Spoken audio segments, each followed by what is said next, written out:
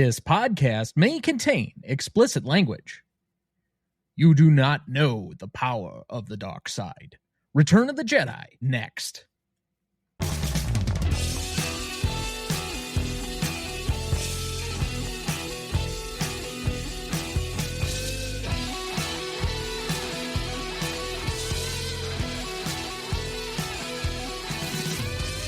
Welcome to the Greatest Movie of All Time podcast, the show that uses a unique grading style to redefine what the greatest movies are. I'm Tom Duncan. And I'm Dana Duncan. And tonight, for our final trip through the original trilogy of Star Wars, we welcome back first our returning celebrity guest, the creator and editor of MovieArcher.com. It's Adam Freed.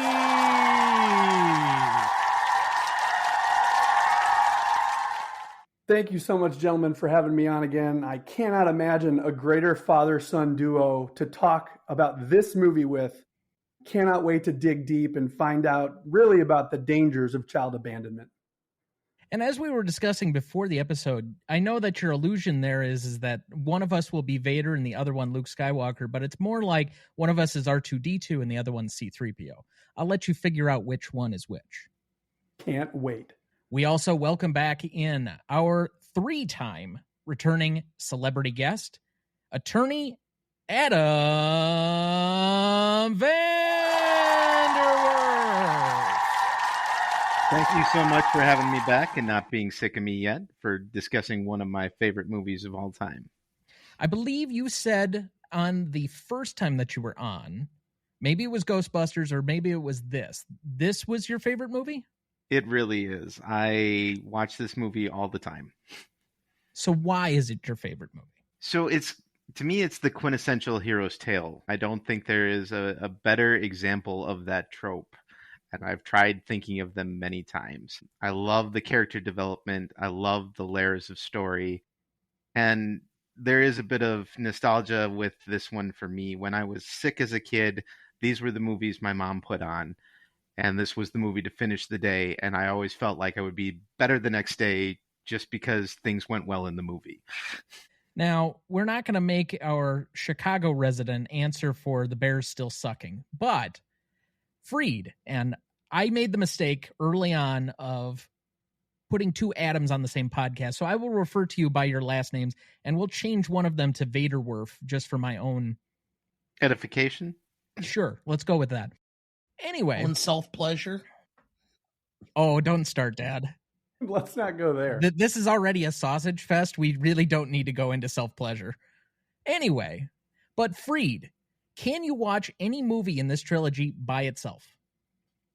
I mean, yeah, why not? And I want to let you guys know, I'm not approaching this pod as a critic. I'm looking at this thing as a fan. And Vanderwerff, I am so excited to hear how much you love this movie, because I thought I might be the only one coming in here just geeking out with my fandom over Return of the Jedi. So I'm really excited about that. Yes, you can watch any one of these movies in isolation so long as you've seen the others before. I certainly wouldn't recommend anyone start with Return of the Jedi if they weren't familiar with the first two. But from that point, I mean, if you've got 2.5 hours, there's nothing wrong with going straight to Jedi and getting that quick payoff. Wow. Shocking that you'd come on to an episode of this show and geek out as opposed to being a critic. Not like you haven't done that already for Batman and Pulp Fiction. I mean, that's what I'm here to do. And if we're going to be honest, and I'm looking at this thing with a critical eye, yes, there are holes to be punched. But I'm not looking at this as a 44-year-old man. I'm looking at this thing like the 10-year-old kid. And so, this is a movie, like Double Adam said, I am in on this thing all the way. Can we expect the same thing when you come back for your personally requested appearance on The American President? I don't know how I'm going to make it through that episode without dehydrating on tears. I absolutely love that movie. I love Michael Douglas, everything about it. So I'm not looking that far ahead. I haven't done all my research. I've definitely seen Jedi a lot more than I've seen American President, but who knows? Maybe I'll come in and just shred that thing to pieces. But today I'm here as a fan. Well, you get to be opposite my mother and my father for that episode, so good luck. It's like I'm at the family barbecue. Yes. Apparently. God, that's great. Yeah, very rare that a guest gets opposite billing from both of my folks. Can't wait. You'll have a good time. I enjoy them both. I always do. All right, so tonight for our 262nd episode, we conclude our quest through a galaxy far, far away for the 42nd anniversary of Return of the Jedi from 1983, directed by Richard Marquand, written by George Lucas and Lawrence Kasdan, music by John Williams, cinematography by Alan Hume, starring Mark Hamill as Luke Skywalker, Harrison Ford as Han Solo, Carrie Fisher as Leia Organa, Billy D. Williams as Lando Calrissian, Anthony Daniels as C-3PO, Peter Mayhew as Chewbacca, Kenny Baker as R2-D2, Ian McDiarmid as the Emperor, Frank Oz as Yoda, David Prowse and James Earl Jones as Darth Vader, Sebastian Shaw as the original Anakin Skywalker, and Alec Guinness as Obi-Wan Kenobi. So, as we do every week, Dad, what is your relationship to this movie? I saw it in the theater in 1983. I would have been in between my first and second year of college. Dana, can I ask you a question about that experience? I'm somewhat jealous of everyone who has like a great memory of this experience. What was your anticipation like going in? I mean, you had waited 3 years coming off of Empire. See, I saw a lot of movies when I was in high school and into college because it was one of the few things that was entertaining in my hometown. Which is exactly why we're doing the 1982 version Yes. of the Revisionist Almanac coming up, because it's basically just a revisit of his high school years. Glory days. So, yeah, I was looking forward to this tremendously because, I had really enjoyed the previous two movies, which I also saw in theaters, and was looking forward to it. But then again, was never a big Star Wars geek or nerd or however you wanted to say it. I loved the movies, and you're going to ask me, did I like the movie? Yes, I liked the movie. I actually loved the movie when it came out. I'm just not somebody that's going to be like, this is the be all and end all. I also really enjoyed the Star Trek films, and I think Wrath of Khan came out the same summer, if I remember right. Don't cross the sabers, Dana. Well, I'm just saying that I enjoyed them because I enjoyed the movies and what they accomplished. And it was visually appealing, and the special effects and such were better. And when you go back now and watch each of the three in order, you can see the advances in the technology in the special effects and the makeup and the costuming and all of the rest of the stuff. It just got very, very good very quickly. It was interesting this week. I was watching some random clip because obviously this is the time. May is basically Star Wars month. All of the major ones were released this month. The original was released in early May. We just went through the 45th anniversary for Empire this week. Then next week is technically from when we're recording this, when this movie came out originally in 83. But Mark Hamill was talking to a group or a crowd of people, and he said fantasy is about appealing to children and their imagination and all of these otherworldly things. For you, somebody who has admittedly had to grow up way too quickly, helping their parents by the time they were 12, 13, 14, making some rather major decisions, and being such a serious person early on in life, it now no longer shocks me that you were not into Star Wars in the same way that the rest of us were, who imagined ourselves going to Tatooine and looking at the twin suns. That makes perfect sense now that you state it that way. I guess maybe that's part of the reason. I just didn't have a lot of opportunity or a lot of ability to fantasize in general. I just was trying to plug my way through life. But I will say that thinking back of the movie and the surround sound, watching it at home on no matter how large your TV, it's the sound that makes the difference. If you've got a really good sound bar with a subwoofer and you crank it up so that the floor vibrates when the lasers go off or there's an explosion, that makes the movie. because that's the one thing I remember was how the whole theater rattled, and you could feel the shock waves through the theater from the sound. Yeah, that's one of the great feats of the remasters is how much they did to increase the Dolby in the 90s. As I recall, this was the first movie to be THX sound certified. So it was a huge leap forward in sound quality and sound technology. Moving on, Freed, I think you are the next oldest in appearance on this program this evening. What is your relationship to the movie? Yeah, the best I can say is that this is one of those movies that just feels like it's always been there. It has been a part of my consciousness for as long as I can remember. It is truly a core memory. My mind and my imagination have been so deeply shaped by this trilogy, but like Vanderwerff said so well before, really this film led me to believe that so many things were possible, even though I was just seeing them happen in a galaxy far, far away. A lot of ways, I learned what a hero is supposed to look like and act like from this movie. The things that stand out to me the most about it is, like Dana said, how visually captivating it is. And I'm struck, even upon rewatch now and kind of looking back on it with a more critical eye, just the amount of cross-cutting that we have between three parallel storylines and just how visually distinct deep space is as compared to Tatooine, as compared to the forest moon of Endor.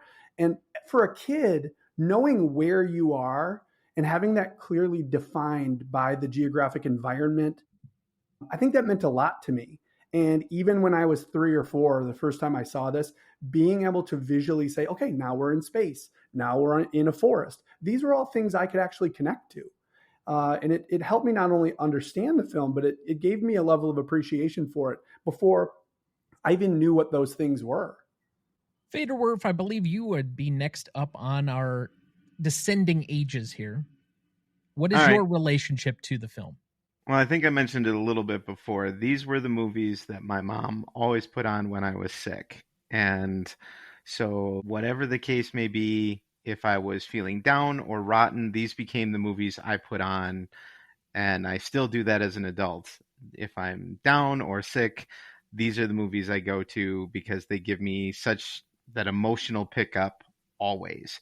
And it's fun as I've gotten older to watch the different shifts and pick up on the different things, the growth of the various characters. I mean, you see Han Solo start as the rogue that doesn't really have bonds, and all he's really looking for is the next score, to someone who is both placing his friends in Lando Calrissian in a position of to succeed and taking on greater responsibility for himself, and then also not just signing Chewie up to be part of that crew. And you switch over to Leia, who's always been this strong female protagonist character, but she has a moment of true vulnerability in the film, which is kind of a new side to her that we don't see before. Luke, you get the move from being a brash kid who's just going to rush into everything to someone who's kind of introspective and is really willing to step back from a problem before he just rushes in with his lightsaber out. And as I've grown to appreciate each one of those things, I keep coming back to this is the ultimate hero's journey. Every one of them embraces it in their own way. And it's just such a feel good at the end that it always picks me up. If you've listened to either of our last 2 weeks' episodes discussing both the original Star Wars and The Empire Strikes Back, you will know that my relationship to the films is as a complete set. The entire trilogy, obviously being born after the complete trilogy had been released. And I want to say it was somewhere in the middle of the 90s, maybe like 97, 98, when I just rented all 3 of them at the same time over a weekend, sometime in the middle of the summer, and cranked all 3 of them out back to back to back because I remember seeing bits and pieces here and there on TV or something, but I wanted to sit down and actually watch them. So this is one of the first times that I was a completionist with film. And I think to most children, this is like their first entrance point into what I think most people considered adult cinema. But I really think Star Wars, as has been said by a lot of people, including George Lucas, is made with children in mind. And so this is a really good entrance point for most people into somewhere of a bridge between children's cinema, which is often animation, and adult cinema, which, let's not even get into like the Coen brothers or Scorsese or Tarantino for violence and such. This is somewhere in between those things, but also doing it in an environment where it's creative, imaginative, and obviously the creativity that George Lucas came through with in these movies is outstanding, because the things that he imagines feel true to life, but at the same time, they're so much different than anything that we've thought of before. Last week's episode, our guest Rob Conlon made a query, or at least a thought that I hadn't considered before. And it was that the AT-ATs from Hoth are basically giant war elephants. And I'm like, oh my God, that makes so much sense. But it's taking concepts that we know of and then reimagining them for the purposes of this. Lightsabers are nothing more than samurai swords, and the Jedi being the samurai. Well, that was the point that I was kind of jumping on, just with like the locations. And, I've never been to Tatooine, but I've walked in sand before. And for a little kid to be able to see, well, it's a sword, it's just made of light. Or to your point, it's a war elephant. It has to be close enough to a reality, even though it's science fiction, that people can feel like they can reach out and touch it. Because some other science fiction films that are a little bit too obscure, there's no point of connectivity, you don't get kids, and adults tend to shy away from it as well. You brought up George Lucas. I think it's very important that we point out, we're recording this on May 14th. Today is George Lucas's 81st birthday. So I know that this won't be released until his birthday is long over, but happy birthday to George Lucas. And thank you for everything other than Jar Jar Binks. I don't know. To call these kind of a tween movie doesn't quite feel right when you look at a lot of the context within the movies. I mean, when you first meet Han Solo, he was a drug runner. They're in a bar where people are known to be scoundrels and villains. While I think the movie ends up connecting to kids because Chewbacca is cool, because you have these clear fantasy worlds, I don't think the idea that these movies plays to kids really became present until the prequels. And that's what kind of births Jar Jar Binks, which is another reason I hate this thought. I suppose that's fair. I think a lot of people have the similar criticism, especially because I remember liking the prequels at the time, or at least not hating them in the way that most people did, because they were a little bit more lowest common denominator. I think I mentioned 2 weeks ago that the only thing that they needed to get me for the prequels was just great lightsaber fighting, because let's face it, in the original OG Star Wars, the lightsaber choreography is not great. And so if you just watch on a loop all of the great lightsaber battles from the prequels, that alone takes it to a slightly different level. But the problem is you can't have 3 full movies of just simply lightsaber battles. There's got to be some stuff in between, and that's where those movies really get bogged down. But A New Hope was a proof of concept, right? And once they knew they had a concept that was going to work, they're like, all right, now we know what to lean into. We could see the millions of people that watched and rewatched A New Hope, and then again with Empire. They know what works, and they knew what fans wanted, and they were able to lean into that. Look, the Star Wars franchise doesn't make the billions of dollars it makes without being some bit of fan service, right? And when they're writing these movies, they're writing increasingly so what they know a broad audience wants. And Vanderwerff, I don't want to offend by saying this because it's something I actually like about the movie, but Return of the Jedi is, without question, of the original 3, the most kid-friendly film. ILM Creature Workshop was in their bag on this movie. They sold toys, they sold stuffed animals. It was with intent. Yeah, the Ewoks is really hard to explain if it's not aimed at children. Works for me. So let's narrow in, now that we've kind of gotten on the subject of this specific movie. What is Return of the Jedi more specifically about? The more times I watch this, the more I realize that Return of the Jedi is just a redemption story. And it's a very compelling, very entertaining redemption story that I love But when you think about the idea of Luke returning to Dagobah to redeem himself to Master Yoda, right? He failed Master Yoda when he left. He walked into the trap in the previous film, and he wanted to go back and atone for that. And maybe he showed up a little bit too late, but that was like his amends to Master Yoda. How about the redemption of an absentee father? This is a story about Vader finally getting it right and finally putting someone in front of himself rather than the selfishness of the dark side. And then how about the repaired trust between Han Solo and Lando, right? That was definitely fractured in films past.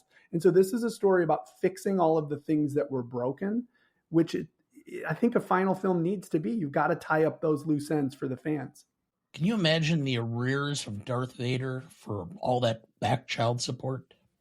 Oh my God.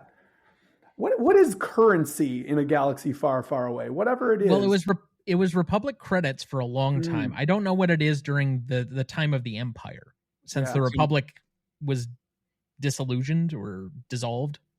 If you believe Star Wars Monopoly, it's just Imperial credits. They didn't get real creative with that one. Okay. Yeah, we're going to need to find out if that compounds exponentially. And is it now Vader's estate that is responsible for all of that child support? We're going to need a team of attorneys to figure this out. Yeah, that's the one profession we really have not seen in Star Wars. At least like high professionals. So what do you think George Lucas was trying to tell us? A galaxy where attorneys don't exist? Oh no. That there's no law? Anytime there's law, there's attorneys. Has to be. I mean, there's politicians making law, therefore you would think that there are attorneys somewhere, but I just have not seen them. To be fair, most attorneys are boring people, so trying to cut them out of something actually fun is not out of the realm of possibility. Don't talk about my boy Matlock. Au contraire, the lawyers are the Jedi. We were the peacekeepers and enforcers. We made sure the contracts worked. Lawyers are the Jedi. No, lawyers are the guys that are trying to defend the people that got locked up. This is the Jedi or the cops. I'm staying out of this. I have my own thoughts on it, but okay. I'm staying out. Very diplomatic. Circling back around, I think last week I said that all three movies act in concert because they're like three different acts in a 3-act play. The first act is to expand the universe, give you some understanding of who the characters are, give them some early definitions. The second act is to kind of establish what the conflict is. And in this case, that's why I think Empire is probably more exceptional than the other two as far as story quality in establishing really the central conflict of Vader versus Luke. Shall the son inherit the sins of the father? And then 3 is about the resolution and the closing of the loop for me. I don't know if it by itself works as a standalone film because it's predicated on answering the questions from the first two. I don't know. I do think Jedi works as a standalone film. I have no problem with that because even if you just look at where the problems begin within this film, yes, they're connected to previous films, but even if you just pick this up and watch first, I still think it watches very nicely as a 3-act structure.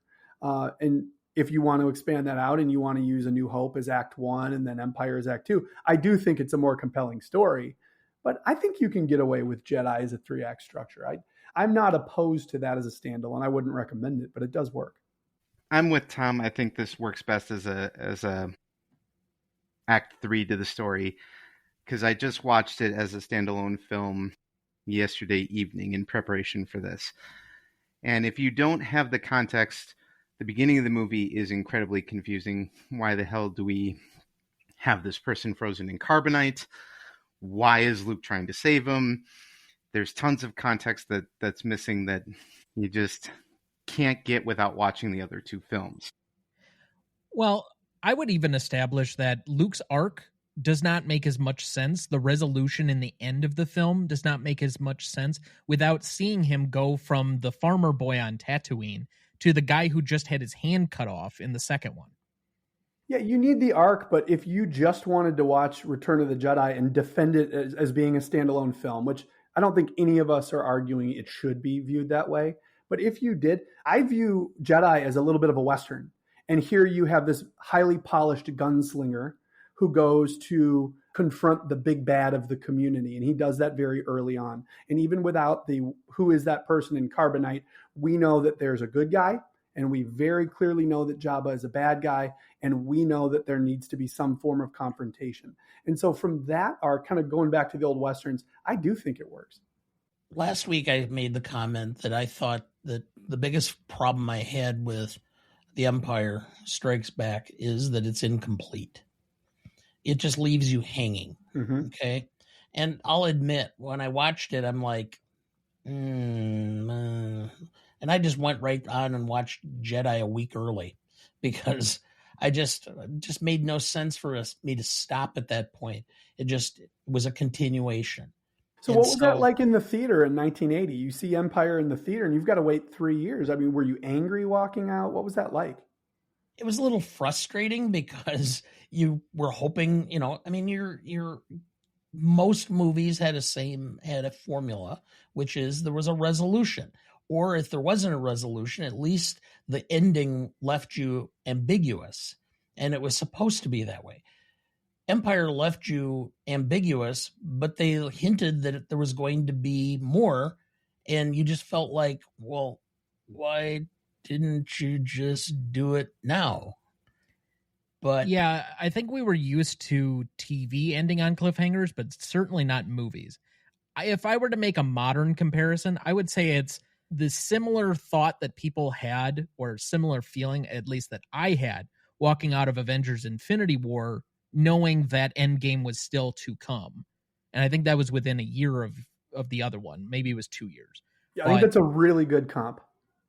But you know that the villain has won temporarily and gotten the upper hand. And so you just feel this emptiness, I think was the word that you used last week, Dad.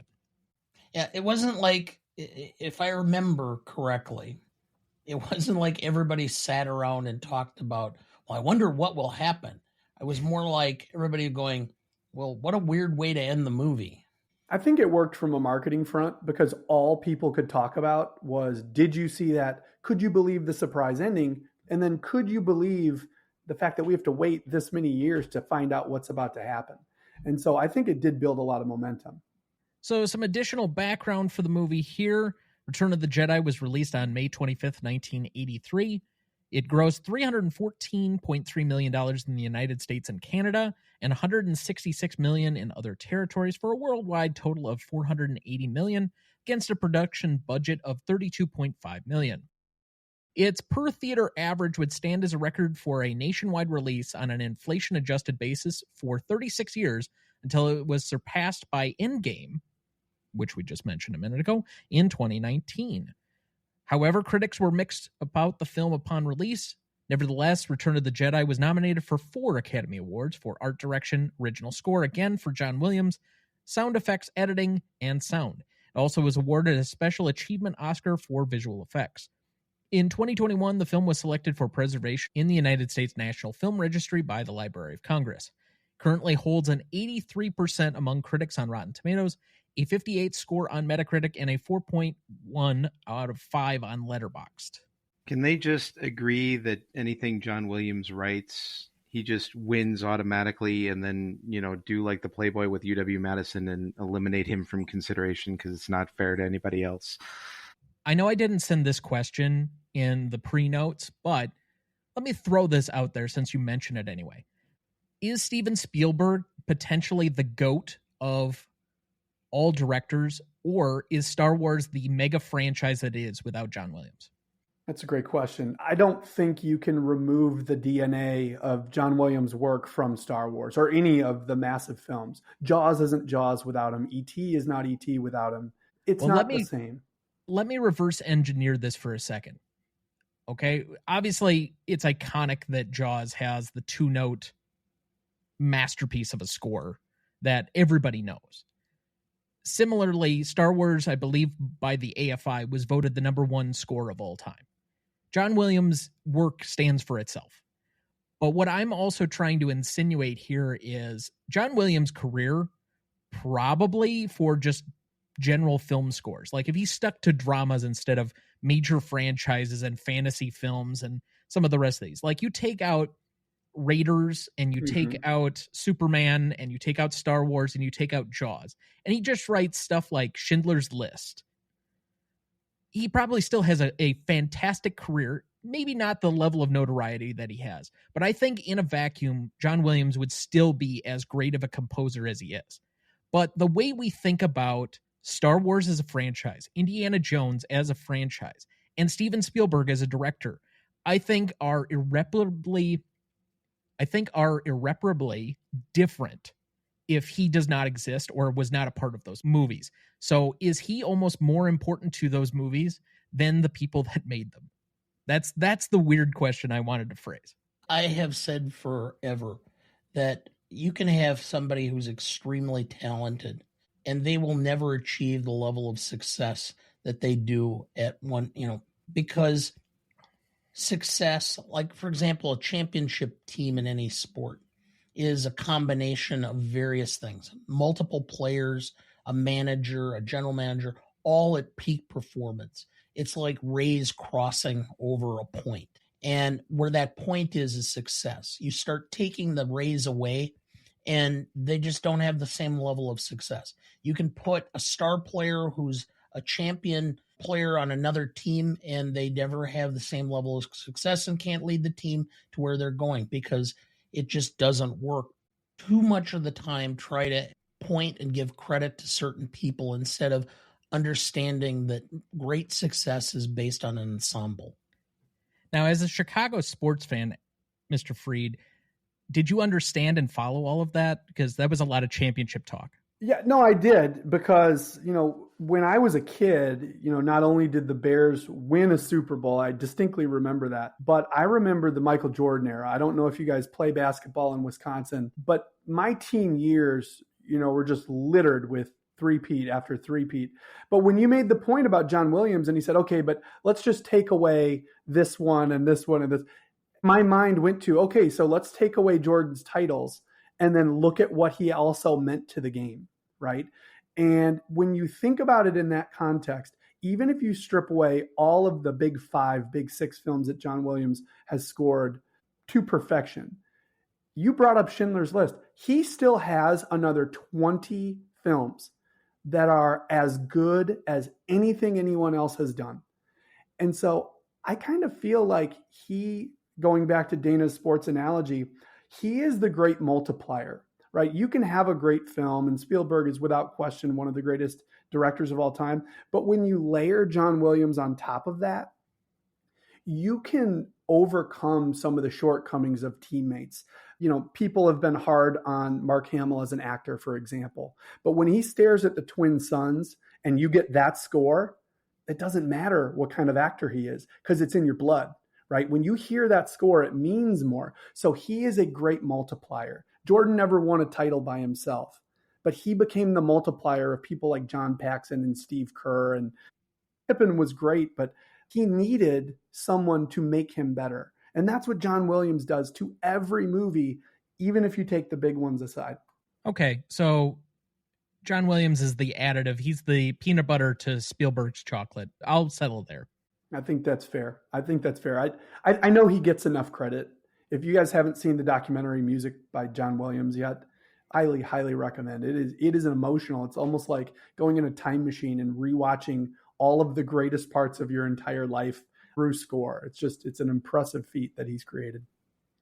It has been on my short list for several months now.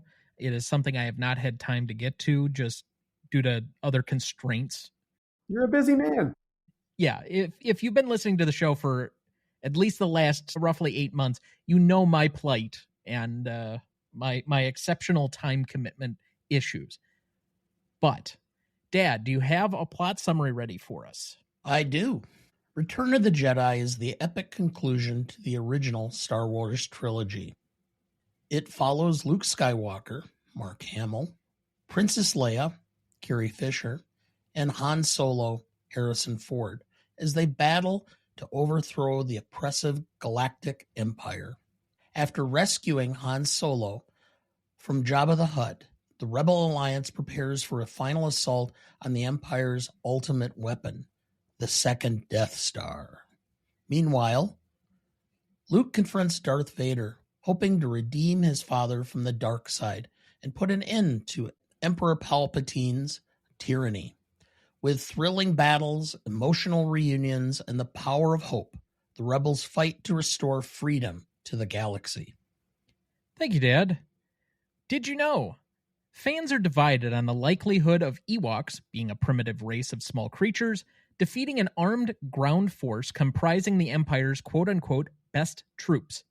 Lucas has defended the scenario, saying that the Ewoks' purpose was to distract the Imperial troops, and they did not really win. His inspiration for the Ewoks' victory, get this, Dad, came from the Vietnam War, where the Viet Cong prevailed against the technologically superior United States. I can see it. Yeah. Ask the Zulus how they did against the British. That's fair. Have we seen Pocahontas? Have we seen Avatar? This is no new news. It's not impossible for primitive societies to be technologically advanced ones. Not every Native American war or battle went to the United States. The Indians occasionally pulled one out. That's fair. But usually they also had guns. Yub, the main Ewok steals a speeder. They weren't without technology, they just had limited. I love the intersection between technology and then seeing it on the forest moon of Endor. And you get a real sense of like, it's so clear as a child, the good people are the ones who live in the trees. They're the ones who defend their home. They're from their forest. And then you get like the cold, hard steel gray and the pure white of the stormtroopers.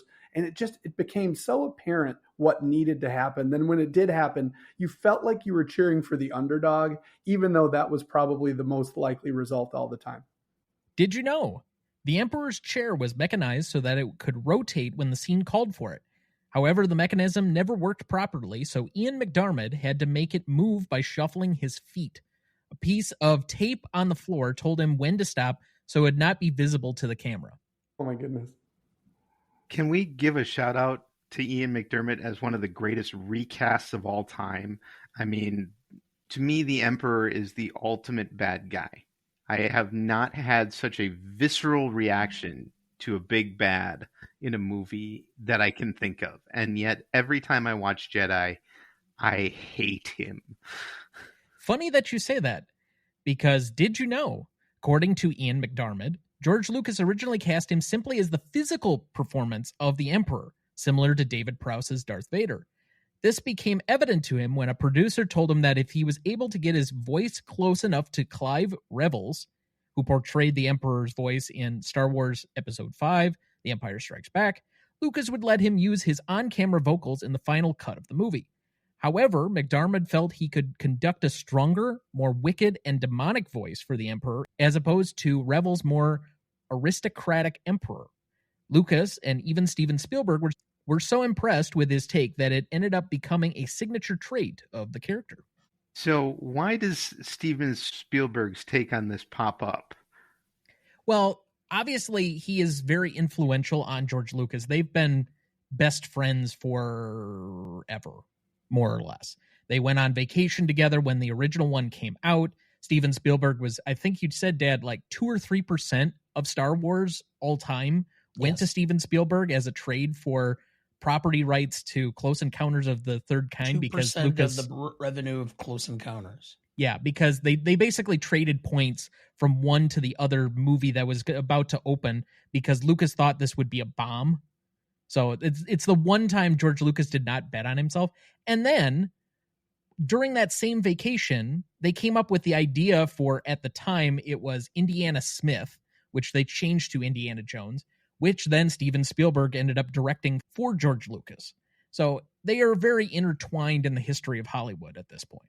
I think the revenue sharing idea was very smart, though, because they had irons in a lot of fires, and to not make themselves into rivals, which you could easily see happening, right? And to make themselves into allies and to find a mathematical and a financial way to cheer for one another and to help one another. I think it was to everybody's benefit. And more specifically, going back to an earlier point, it was actually Steven Spielberg who suggested John Williams to George Lucas for this movie because he was looking for somebody that knew how to do older style throwback cinema scores with large orchestras, as opposed to what had become more of a fad of the recent times of playing pop songs. So there is a lot of connectivity between the two. Also throw in the fact that Jaws was the highest grossing film of all time, then topped by Star Wars, then topped again by E.T., and they kept basically trading back and forth with kind of comical letters. I think you can definitely find it out on the internet. The letter that Spielberg sent to Lucas when Star Wars surpassed it, and then another one that Lucas sent to Spielberg when E.T. surpassed Star Wars. Yeah, I think it's proof that, the only thing better than a genius level filmmaker is two genius level filmmakers. And putting their heads together, again, it changed an entire generation and probably changed the film industry permanently. And had they been rivals and not allies, maybe that doesn't happen. To be fair, I threw this out as like a law school professor I know the answer type question. Lucas actually tabbed Spielberg to direct Jedi before he brought it to production, but Spielberg was in a fight with the Screen Actors Guild, I think, at the time, and couldn't actually direct the movie. Interesting. I guess I didn't know that either. So there you go. What does this movie look like if it was directed by Steven Spielberg? Oh my God. I don't know, but it's kind of a fun thought experiment. Would it have had more children in it? No, actually, I think he would have changed the Ewoks. Would he made them human? So even though Steven Spielberg has obviously one of the largest children's movies of the 1980s with E.T., he does not do a lot of properties that are specifically involving children. Often it's more that he takes larger thematic stories and makes them accessible for children, like Raiders of the Lost Ark. Yeah, I can see that. I know that the argument has been made that, you can read all Spielberg work through the lens of being a divorce story. And so I was just kind of curious. I don't know what a divorce law or family law is like on Endor, and how many of these Ewoks are staying coupled. Who knows or what that's like? If they have gender. Yeah, I mean, there's a lot to explore here. This is going to be a 12-hour pod. Apparently. Well, there was an Ewok, that went and found whether either was a wife or a friend that was killed and is, heartbroken. The one scene there. Yeah, and then you cut away immediately, and then they're victorious, and you completely forget about it. There were no Miss Pac-Man pink bows in their hairs. We don't know.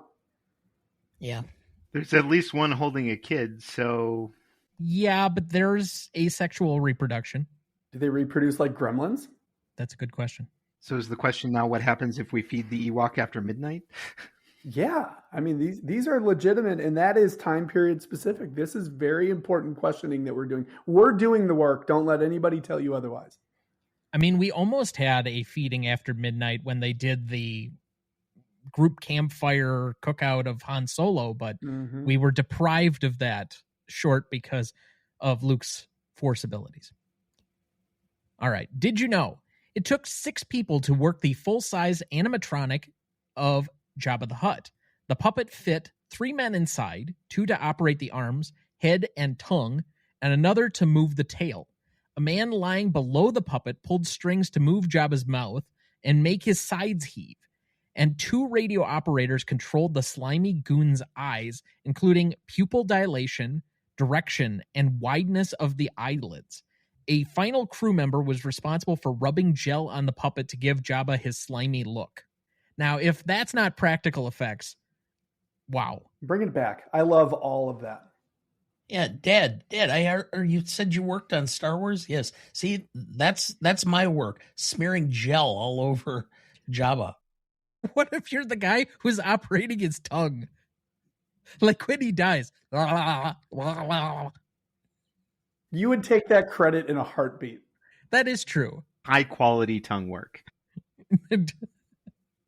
All right. Wow, there could be so many ways of going with that. Did you Keep know? it PG. Did you know?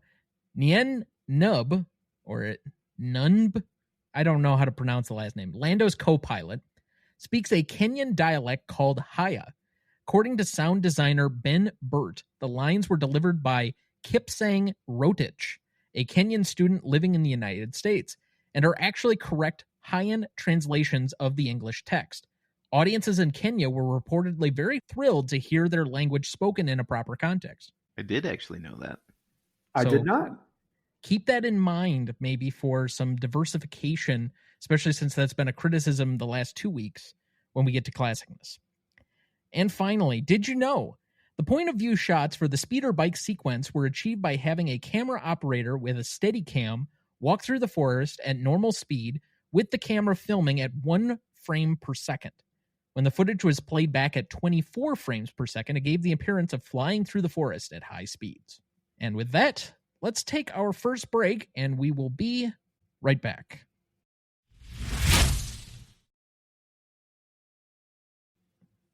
Before we jump back into the episode, next week for our 263rd episode, we welcome back Alexander Dofik and Thomas Bacchus to the show to redo their episode of Back to the Future from Season 1. Written and directed by Robert Zemeckis with Bob Gale. Cinematography by Dean Cundy. Music by Alan Silvestri. Starring Michael J. Fox, Christopher Lloyd, Leah Thompson, and Crispin Glover. You won't want to miss that one, so watch ahead of the show by searching the Real Good app to find where it's streaming for you. That's REELGOOD. Before we get too much farther, Freed, what are you working on and where can people find you? Yeah, still working with moviearcher.com. Spending an awful lot of time in theaters, as I mentioned earlier. Just last week, finished a run with the Chicago Critics Film Festival, which was an awesome opportunity. Looking ahead to June, I'll be in Manhattan for the Tribeca Film Festival. So this is kind of that time of the year where I'm spending a lot of time, a little bit of travel. In addition, I'm very excited to, for the first time in my life, be the executive producer of a short film called Liquor Bank. It's directed by Marcellus Cox, and we've currently got almost 50 applications sitting out for festivals right now. We're going to start hearing back very soon. And then depending on what happens with that, there could be a festival run that we're getting very excited about. So Liquor Bank is a movie that it's a passion project for me. Marcellus and I have made a pretty good team. And so we're looking to see where that goes. So still Movie Archer. And then, of course, this newly layered adventure with Liquor Bank. So first, I want to say thank you for skipping Cannes in order to be with us this evening. Absolutely. Now that that's open, we know how synonymous that's been with the Oscars lately. So we know it's a very, very big deal to skip that. And so how do you know I'm not in France right now? Well, because we've seen your home before, but that's neither here nor there. But two, I do want to say that I watched Liquor Bank this afternoon. Thank you. Very affecting. Yes. I would say the score is excellent. And whomever the older of the two actors is, because it's only the two, it's about a 15-minute movie for those that are not in the know or have not yet had a chance to see it. He should be in a lot more stuff. He is fantastic as an actor. Yeah, his name's Sean Alexander James. Yeah, and he plays the role of Baker. He, in the film, is a sponsor through an AA program, and those run nationwide. And he takes a specific care and a specific type of care over a young man that has really fallen off. And he makes it, the man who he cares for, Eddie, makes it almost a full year, and then he relapses. And through that process, we get to see great performances, especially from Sean Alexander James, who is just outstanding. So I do want to also say that I don't want to give a full review, and we're not going to go into a lot of the background questions. If you want the full interview on the film and some additional content, I believe our sister show, The Revisionist Almanac, did an episode with both you and the director, Marcellus Cox, that either will have come out by the time this is available to everyone or will be shortly coming out. So definitely would direct you over there for additional questions and information on the film and where it might be available soon if it does get into the circuits and the festivals and such. Tom and I have been to the Beloit Film Festival, International Film Festival, multiple years, and I've been to the Wisconsin Film Festival and a lot of the shorts. And I'll say that it's as good as any I've seen in those festivals. Dana, thank you so much for saying that. It really is. And I know that we're having a lot of fun on the pod, but When the opportunity came to me to become the executive producer of this film, and I read the script, and I think Marcellus is a great writer, and he and I sat down in Los Angeles last summer and really had a good face-to-face about another project he had done, and then we kind of started talking about this one. He is someone who directs with such a unique eye, and he has such a passion for his subject matter and for representation. And this is a veteran story. This is a story about Black America. This is a story about people who have been told you aren't worth anything and have actually started to believe it. And that is the addiction story that so many Americans face, whether it's alcohol, like in the case of our film, or it's drugs. There is always a brighter tomorrow. And when I read the script, it moved me to the point that I said, I want to get involved no matter what it takes. And that's exactly what's happened. So I thank you guys both for watching it, for spending a little bit of time with our show here today and talking about it. I just cannot wait to see where it is. And I can't wait to get it into some festivals. So waiting is the hardest part. We can understand that. I'm currently waiting on my finals grades to see whether I stay in school or not. Yeah, you got this. All right.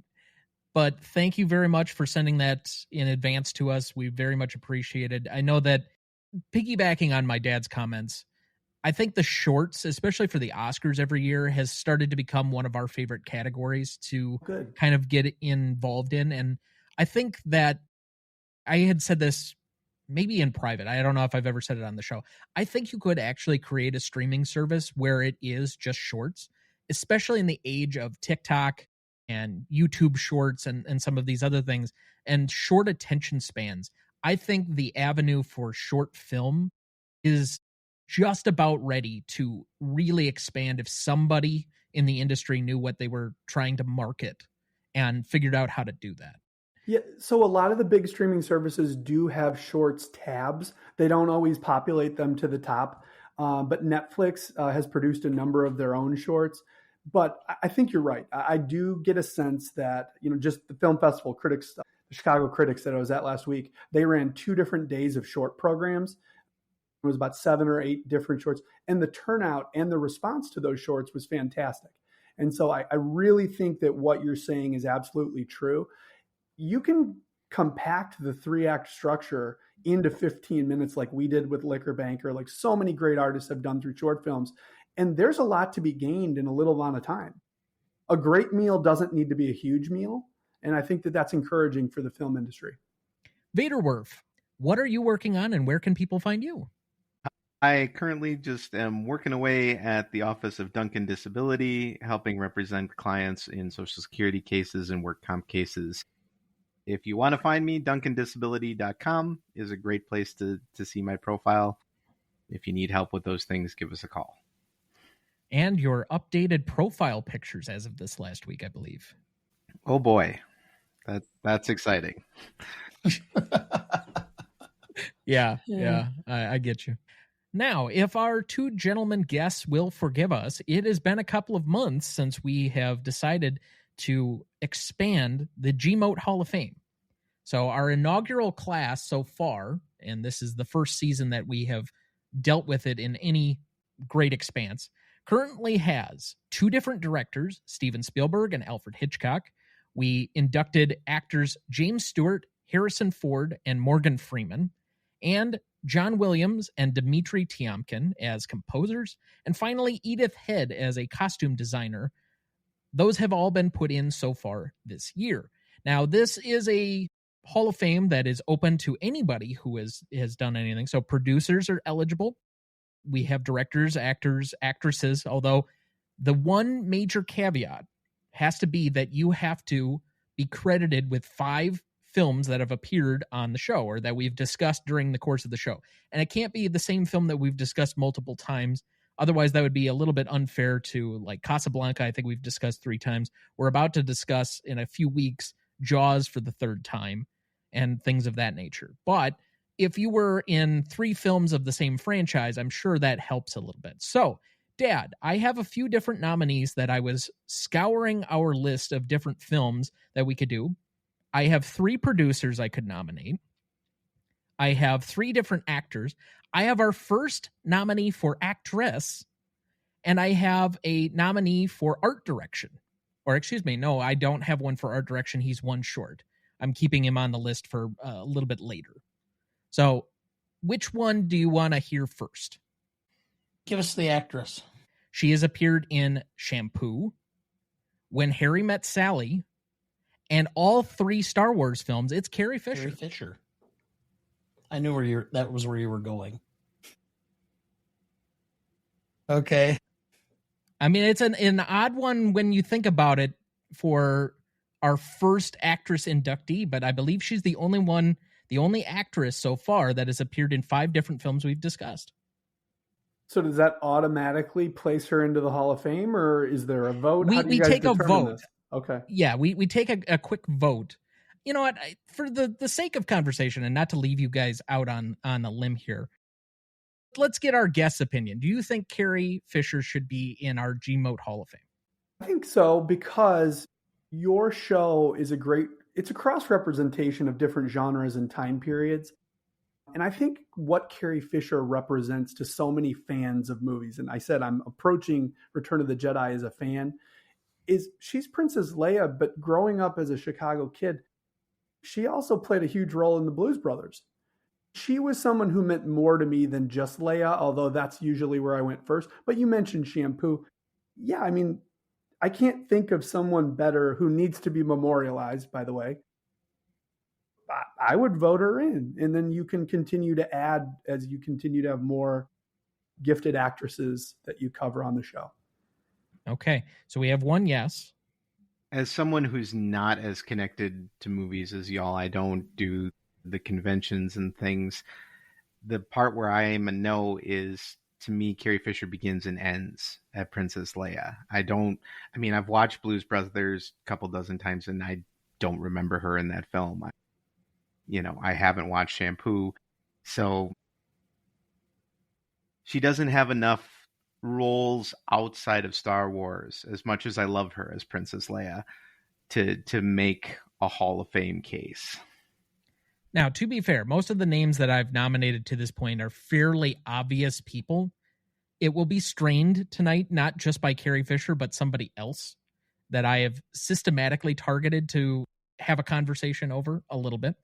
But we have not yet said no because the names have been obvious. Harrison Ford, Alfred Hitchcock, Steven Spielberg, James Stewart. Like, these are some fairly significant people in the history of film. And I do take Vanderwerff's point with that credibility. That I think for most people, even though she did appear in Shampoo, how many people are watching that movie? Like, I had never seen it before this year, and frankly, I don't feel like I ever need to see it again. Now, I will watch When Harry Met Sally probably once a year at least, but that's also not a film that most people think about her being in immediately. So, Dad, I will pose it to you. Yes or no? I don't think so. No. I don't think her book of work has been as significant. Outside of the 3 Star Wars films, she's been a minor character. 6 Star Wars films. I mean, can you really counter for Rise of Skywalker? But okay, fair. All right. So we'll vote her down. All right. So leave the chair open. It will get filled eventually. Eventually, yes. We will get actresses with enough entries to be able to get into that 5. But yeah. All right. So we still have open on the list actress and cinematographer, but I do have a nominee I have 3 different nominees for actor. I have 3 different nominees for producer yet. Do the producer. Okay. Steven Spielberg. He produced E.T., Back to the Future, Jurassic Park, Schindler's List, and Saving Private Ryan. I mean, who on this panel is going to say no to Steven Spielberg for anything? Like, what are we doing here? Yeah, I know. Yeah. I intentionally put this one on. He will be the first double inductee. Seems like the right guy. All right. So I will follow that up with the most controversial person on the list, which when I started thinking about producers and all of a sudden his name came across the list and I'm like, oh shit, we have done 5 of his movies. Don't even say it's Harvey Weinstein. It's Harvey Weinstein. Scream, Good Will Hunting, Inglourious Bastards, Silver Linings Playbook, and The Artist. You can't. We can't put Harvey Weinstein into a Hall of Fame. No. You know that little escape pod that C-3PO got into with R2-D2? Put him in there and jettison it as deep into space as it can. Get that man away from the world. Okay, that's be in the just Hall fine. of Shame. Correct. Yeah, that's perfectly fine. All right. I also have George Lucas for Star Wars, The Empire Strikes Back, Raiders of the Lost Ark, Return of the Jedi, Indiana Jones and the Temple of Doom, and Indiana Jones and the Last Crusade. Yes. Yeah, that's a no-brainer. Yeah, I figured. All right. The 3 actor nominees that I have, unless you would like me to save them. First up, I have a man who starred in Oceans 11, 12, and 13, Rounders, and Good Will Hunting. I have Matt Damon. You can't think of film in the from about, the mid 1990s forward without thinking of Matt Damon.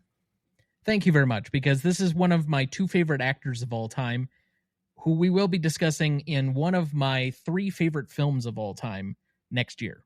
The thing about Damon that is just so striking, and I think everybody's had careers with plateaus and highs and lows, but going all the way to what Dana was referencing, like the Good Will Hunting days and like the Matt and Ben and all that hype and, them as writers, him as a young actor, like he's starring in what's going to be the biggest movie of next year and maybe of all time in The Odyssey. He's now on board with Nolan, and this is going to probably place him into the pantheon of the most successful actors of all time. I think he needs to make the GMOAT Hall of Fame. Yeah, there's no question from me. Even if Dad had said no, I would have overruled him anyway. But it's all right. I let him have the illusion of... Oh, okay. It's a crime that man does not have an Oscar for acting. What should he have won for? The Martian. I will die on that hill. We'd have to go back and look at who he ran against. I'm not Andrew Corns. I don't have all these things memorized. But we would have to go back and look. It was Leo's year for The Revenant. I believe this is 2015 was The Martian. Yeah, and like I like Leo a lot, and I don't know if he was the best in Revenant that he'd been in his career. It was a little bit of a career achievement. So I think what Vanderwerff is saying makes a lot of sense. So let me just take a quick gander here just to make sure. Bryan Cranston as Trumbo. Yeah, Damon's probably better. Fassbender as Steve Jobs, and Eddie Redmayne in The Danish Girl. Which I'm still confused by that nomination. Yeah, I kind of am too. Now, I was not on the 2015 year, but I could make a case that Matt Damon is the best, but I still think it's Leo, even though I think I would much rather watch The Martian than I would The Revenant, but I think it was Leo's year, and he was the better performance, if you ask me. I had never seen anybody mauled by a bear do it better. People will obviously disagree, and I know that it's a very controversial one, but yeah. The acting in that one is so monotone. It is... It's a lot of physical acting. That's it. I mean, that is exactly what it was. It's not Leo's best performance. I thought the bear should have gotten the nomination over Leo. Leo's best performance is actually The Departed, and it's crazy that he didn't even get nominated for it. Too big of a cast. Well, that being said, I think you could also arguably say that Wolf of Wall Street is probably up there as acting performances, but that was also going to be a hard year to win over Daniel Day-Lewis for basically anything. Yeah, it wasn't going to happen. I think that was the Lincoln year. So, yes. Yeah. All right. But anyway, all right, back to the overall list. So we have now introduced Steven Spielberg as our first 2-time inductee, George Lucas and Matt Damon. Now, I will also throw out, again for the Oceans movies, so 11, 12, and 13, 12 Years a Slave, which he was not only an actor in, but a producer of, Inglourious Bastards and Once Upon a Time in Hollywood, for which he won his Oscar. I have Brad Pitt. Got to go in. Yeah, Dad? Brad Pitt's iconic. Yeah. All right. He's got F1 coming out this summer. The allegedly 350. I've heard it's as high as $400 million. You guys know the movie Wolves with George Clooney that he made? Yes. So the story is he had to make Wolves for Apple so that they would give him the rest of the money to finish F1. And he had to basically do it on the cheap. And they're like, if you do this, then we'll let you finish that. And so it was like a one for them type of situation. Okay. He still gets Well, it. I hope it's good because I've I'll admit that I am not part of the F1 fad, and so I really have no huge passion to go see this movie, but maybe it'll be good. Maybe. I don't know. I don't know how it can beat Days of Thunder, so. Which I also have not seen, so This is good. Tom, you got a great life ahead of you just watching all these movies. That is true. That is very true. I still have a list of like 31 I have to complete for our special project coming up. So, all right. Finally, I have one last nominee tonight, and it's probably the easiest of the list to say yes or no to. For Apollo 13, Big, Saving Private Ryan, Toy Story, and Sleepless in Seattle, it's Tom Hanks. Yes. I know that was difficult for you, Dad. You want us to say no to Tom Hanks? He made Greyhound. Get him out of here. No. Yeah. Gump gets in. Actually, there's going to be a Greyhound 2. I just heard that. I don't know how that's going to happen or what's going to happen, but I'm sure I'll have to watch it. So, yeah, that's the good part about not being a critic is I don't have to watch all the crap that you and Andrew do. Yeah. You know what, though? I do have selectivity. There's things I politely, decline offers every now and again, but there's certain things to chase and certain things not to. Was the famous Pop-Tarts movie one of those? Yeah. No, thanks. The movie that Dana said that he'd potentially rather rewatch than the OG Star Wars.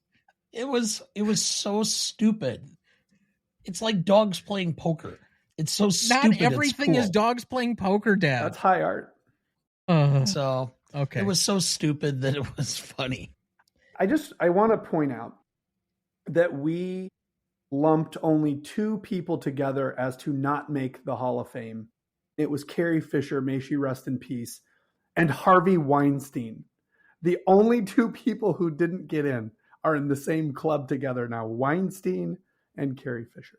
Thank you for making that point. Look, maybe we should have said no to it. Maybe we got to go back and maybe Pitt doesn't get in yet. We demoted Weinstein all the way to the Hall of Shame. Mm-hmm. It's not the same category. Yeah. No. He's running out of oxygen in my mind. Yeah. Yeah. The Hall of Irrelevance is a different category, I guess. So just to recap here, we have now inducted Steven Spielberg for a second time. We have inducted George Lucas as a producer. We have inducted the three actors, Matt Damon, Brad Pitt, and Tom Hanks as well. So that makes up our May class for the GMOAT Hall of Fame, which we will revisit probably in a few months when we've done several different movies. I think we're on the cusp of several people getting to the 5. Like I want to say David Fincher. The next time we do a David Fincher film, he'll get to 5. There we go. Billy Wilder. Are we one short on Billy Wilder? I believe so, and The Apartment's also coming up. So that might also be one where it'll be an easy one.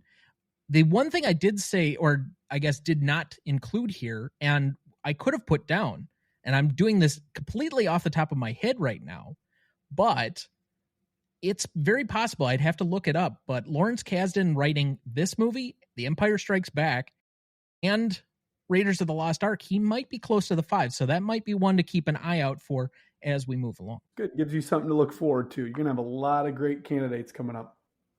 Yeah, we don't have a category yet for screenwriter on here, but we definitely should. Especially the filmmakers who write their own films could also get double nomination or double inductee status. So then, getting back into the rest of the program, we left off at Best Performance. Dad, who do you have down? I have Carrie Fisher. What? Did I just black out the same Carrie Fisher who you just said no to in the Hall of Fame? What? Well, yeah. It's simply because this I think was probably one of her stronger performances, and unfortunately there aren't too many other. So that's the problem I'm having. But anyway, I just thought she did a lot of. There was a lot more of her and action sequences and being a badass, and I thought she kind of finally achieved the same level as Hamill and Ford. I think she was kind of the third wheel in the first two films, and I think this put her on equal par. So piggybacking off of something that Vanderwerff said earlier, I have Ian McDiarmid as the Emperor. I think he's the most iconic character other than Jabba the Hutt that comes out of this movie. His villainous portrayal makes you kind of forget that Darth Vader has been the primary villain for the first 2 installments of Star Wars and makes him seem that much more sinister in comparison so that Vader can have that redemption arc. Yeah, I think, Tom, that's a great choice. That's a great choice. Can I pick people that don't actually appear on screen? Yes, of course. For performance? I wrote down 2 names right away. The first one we've talked about a lot, and that's John Williams. I don't think we can watch this movie without recognizing the greatness of John Williams' work. But then the other person who we don't get to see, but certainly changed my entire life, is James Earl Jones. And James Earl Jones finally getting a dynamic arc with the character role of Darth Vader, and we finally getting to see kind of what was on the other side of the darkness. I just thought he was outstanding. Well, Tom stole my thunder because for me it is Ian McDiarmid and his portrayal of the Emperor. Again, I think he's the quintessential bad guy. It is a strong emotion every time I watch this movie, how much I truly dislike him. And when he goes, good, let the hate flow through you, I'm like, yes, it is. Go for it. Yeah. For best secondary performer, I have all the people that were the puppeteers of Jabba the Hutt because it is a tremendous feat, even though I know it's remastered and whatever else, but 6 different people to make one character, that's ridiculous. And it's a good character. It's obviously iconic. If I said Ian McDiarmid is the number 1 most iconic character to come out of this movie that you're introduced to, Jabba is clearly the other most iconic character in this movie. So all the puppeteers and the voices and whatever else, you did a great job. You need to be recognized. Secondary performance. Yeah, Tom, you read my mind on that one, and I expand just a little bit beyond Jabba the Hutt. I literally wrote down ILM Creature Workshop. Now, shout out Jim Henson for the help with Yoda and the design piece behind Jabba the Hutt. But you're right, the puppeteers are who made him come alive. But I've got a couple of others that we haven't even brought up with. Of course, we got the Ewoks. How about the little creature who sits on Jabba's belly? I had to look this up. His name is Salacious Crumb. That's an amazing character that I hated as a kid and I kind of like now as an adult. And we haven't brought up the Rancor yet. So everybody who made these creatures so tactile, so visceral, to me, that's the best secondary performance. It's definitely an expansion of the universe as to the other alien creatures for the first time really becoming full characters as opposed to being like a one-off.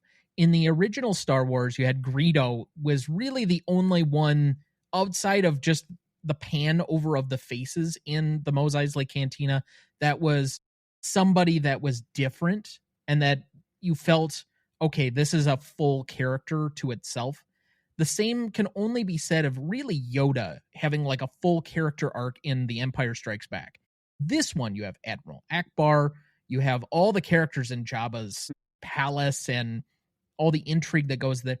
Jabba, you have the Ewoks. So, I mean, there's a lot of character expansion of different creatures and who's living in this universe beyond just humans.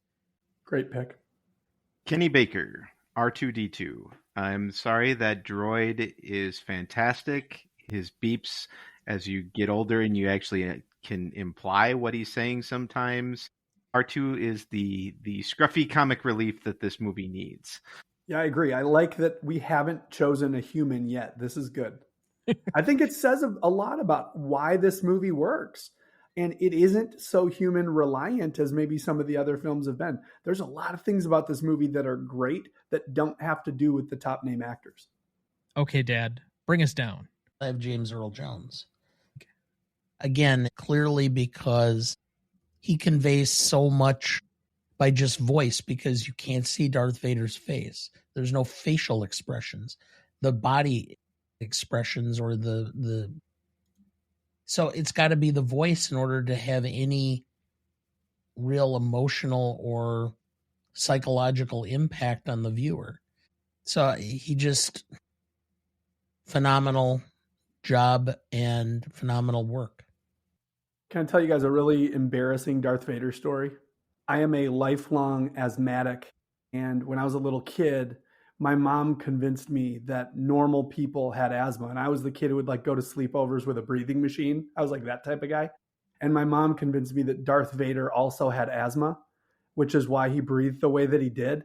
And it made me grow this soft spot for him as a kid. And I was like, well, no, he's not all bad. Like he's trying to overcome something just like me. And so I've always loved Darth Vader, even going back to just the way that he breathes from a very selfish perspective. Most charismatic. This is going to be an oddball pick, maybe, but he's become much more prestigious over the last several years, especially after, I believe, the University of Mississippi tried to make him the mascot for the university. It's Admiral Akbar. He has like 4 lines in the entire movie, and yet you know exactly who that character is anymore. It's a trap. Yeah, no, Akbar's a great pick. I have the Ewoks. Ooh. They're annoying. They're cute. Wait, how are they annoying? They're too cute to be anything effective in combat. I'm thinking of Anchorman when they punt the puppy. You just don't like cute things? No, this is what I'm going to relate it to, okay? I have many difficult conversations in a given day with clients, and I am what I would like to refer to as a sympathetic crier. In order to get through client conversations sometimes, I have to go almost the opposite reaction in order to avoid emotionally connecting in a way that I shouldn't. So when they start crying, I almost become frustrated or angry. And it's probably a terrible response, but it's in the same way. You don't want to like the Ewoks because you don't want to open that part of yourself. So you get angry and frustrated and hate them. I feel that's why they're so polarizing, because either you love them and you want like a bunch of plushies of them, or you hate them and they should all be like dead. I like them, but I know some people don't, but it just, whether you like them or don't like them, they made an impact. I mean, you remember them. They look like overgrown teddy bears and you remember them. That's the heart of being charismatic, is that they influence you. They create a memory. Yeah, I definitely had the stuffed animal when I was a kid. Is it Wicket that's on your shirt right now, Vanderwerff? It is Wicket on my shirt. Okay, so I had the Wicket stuffed animal as a child. Slept with it every single night until I was probably 21. No, probably like 10. But I feel like the Ewoks played a very important role. So I like your choice. I just don't like your choice of words when you call them annoying. These were these are fuzzy little heroes to me. Okay. All right, let's talk about some real charisma now. Let's stop messing around. How are you going to have a film that stars Han Solo, Harrison Ford as Han Solo, and then Billy D. Williams as Lando Calrissian, and you're not going to talk about them as charisma? Those two guys ooze charisma. They are charisma. So I'm going to give it to 2 people, Harrison Ford and Billy D. Well, all right. Stealing my thunder a little bit, so I'll switch tracks. I'll go with Alex Guinness, just because his speech about the worldview is something that I clung to at a very early age, and realizing that our perspective on things can shape how we relate and interact with the world. And that little clip has had such a profound impact about how I think about things. I'll give it to Alec Guinness. I'll be honest, that conversation this last time around made me think the Jedi are just kind of spoil sports. But okay. If you're saying it's only from a particular point of view that some people are good and some people are evil, that means there's a lot more nuance than just the light versus the dark, which is not really Star Wars. It's kind of like the real world. Which is not what we go to see Star Wars for. I agree. Many shades of gray out there. So along those lines, let's move to best scene then. I have 5 nominees here, and I have a feeling that there will be many others to add to this list. But I have the Rancor pit. I have the Sarlacc pit. I have C-3PO is a god. I have the Ewoks save the day. And finally, Luke becomes a Jedi. All right, what did I miss? I'm lockstep with you on Rancor, Sarlacc, and then the battle for Endor. I think the moment that Yoda revealed the truth to Luke, that yes, indeed, Vader is his father, I think that's very important. I also think that the final lightsaber duel between Luke and Vader, that to me is the thing that probably stands out the most from this film. Let me see you with my own eyes, that connection moment between Luke and his dad as actually his dad rather than the scary big bad that has been in the film. I think that's incredibly important scene and iconic scene. Again, the conversation Luke and Alec Guinness, Obi-Wan Kenobi, and realizing it's going to come down to, me versus my dad, and this is the final trial I have to do, but I don't want to do it. I think that scene is very important in the film and has a lot to do with the growth and development, or showing the growth and development that Luke has gone through. Those are my two I would add. Okay. So then, out of these, Rancor Pit, Sarlacc Pit, back on Dagobah, C-3PO is a god, Ewoks save the day, Luke becomes a Jedi, which I will basically lump pretty much the entire lightsaber fight, even though there's like an intersplice to cut back and forth between the space battle and that. But we'll incorporate that in totality, even though then it becomes like a 20-minute scene. And then removing Vader's helmet. What is the best scene? I can't think of this film without thinking of the final confrontation within the throne room as the green and red lightsabers cross one another and the Emperor lets out that cackle, right? To me, that's what Return of the Jedi is about, because we have been building for 6 years at that point toward that final confrontation. And we needed it to be a fair fight. And finally, Luke was on stable ground. So to me, that's the scene. And I would assume then, based on your wording there, it's your also most indelible moment. I mean, it has to be. It has to be. I'll be honest with you. When I was a kid, I would take my VHS and sometimes I would just fast forward to that moment. If I only had 20 minutes of screen time or whatever I was allowed, I would just watch that last part. And, I enjoyed it just as much either way. Other best scenes? I have Luke becomes a Jedi, so it's that whole sequence. I mean, that is, after all, the heart of the film, ultimately. That's a hell of a climax. I mean, we've been waiting all this time and to finally get there and to see this. And the choreography within the fight is amazing. The cinematography within the fight is beautiful. And I don't know if it could have been any better. They're right. It's got to be that scene. I mean, the faces and the acting in it may be a little overdone at time, but they convey such messages. Like when Luke is having the internal struggle and he has that moment of anger on his face, and then you just see it relax and wash away. Nope, I'm going to choose the righteous path. That's conveyed there. The flailing of Vader and his feeling helpless. The Emperor, that whole performance is amazing. Yeah, it's got to be that scene.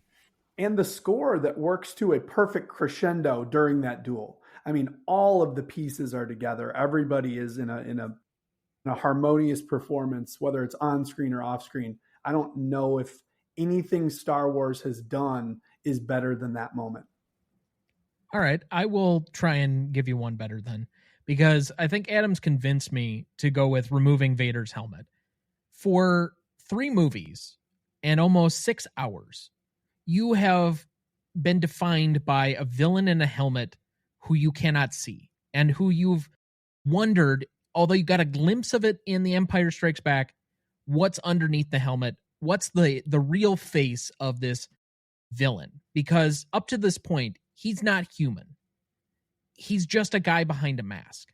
And so the emotional crescendo of he's not only redeemed himself, but we get to see finally what he truly is. We've discussed that he's twisted and disfigured, that he's more machine than man.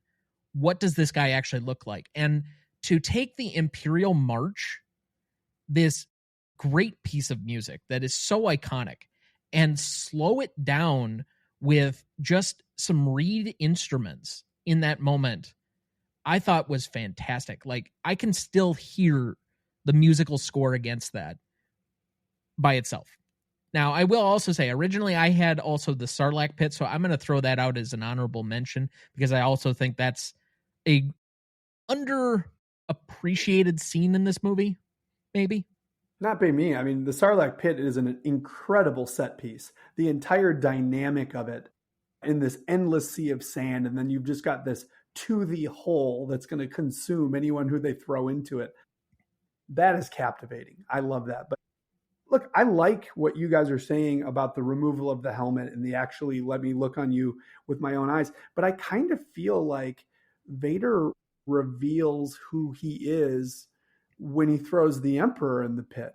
I don't need to see his eyes, and I know he needs to see his son, but as a fan, to me, that's the moment where I realize how this is going to turn out. That's the climax of that scene, if you will.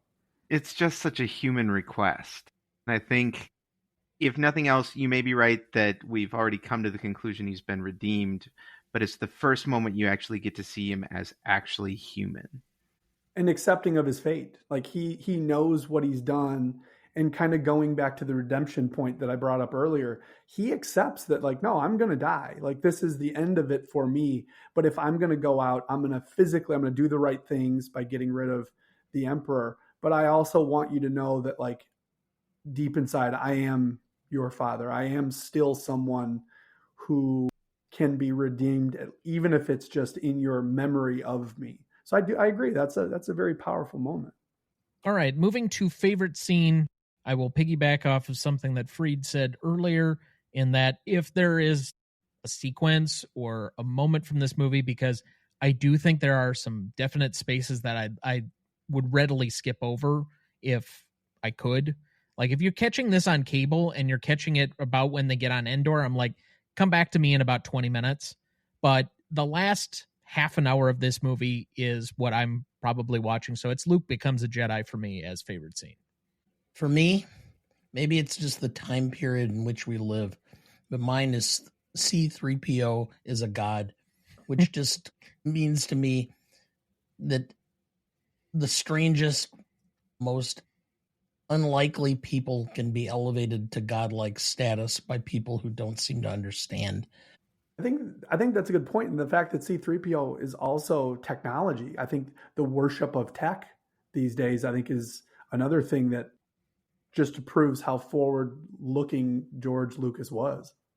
My favorite scene is the scene with Luke and Obi-Wan, where they're discussing his feelings, and to me, it's the moment you get to see Luke grows up, and I think that is a really important moment. And again, I like the truths we cling to statement, because I find that is very real to real life, and also because I think some of the tension is set up by that conversation for our later Jedi fight, when Luke is describing this internal conflict with himself where he doesn't know if he can confront Vader, and his mentor his very first mentor tells him, well, then we've already lost. And that is such a defining tension building moment. All right. Finally, most indelible moment.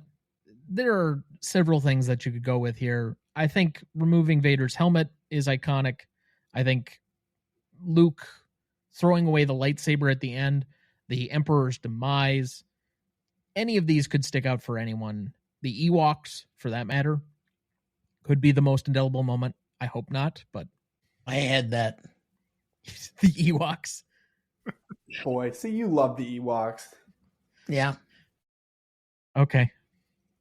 Look, he's a man. He has simple taste. He loves Carrie Fisher. He loves Ewoks. What more do we need? Mm-hmm. I mean, you already got my answer in the last segment, so I'm sticking with the saber duel. As I've gotten older, it has become the final moment in the trees between Leia and Han, where Carrie Fisher finally, after being a badass, allows herself to be vulnerable and human, and realizing how powerful that moment truly is, and how vulnerability is its own form of strength, and how it's shown in that moment is really beautiful. So for me, that's the moment. And isn't it interesting that she only shows that vulnerability after she learns that she and Luke are related, but she also probably is going to be pretty strong with the Force. So when she's probably at her strongest is when she allows herself to be the most vulnerable. So I agree. That's a really great moment in the film as well. And well performed by Carrie Fisher. All right. So that looks like a good spot for our second break. We'll be right back.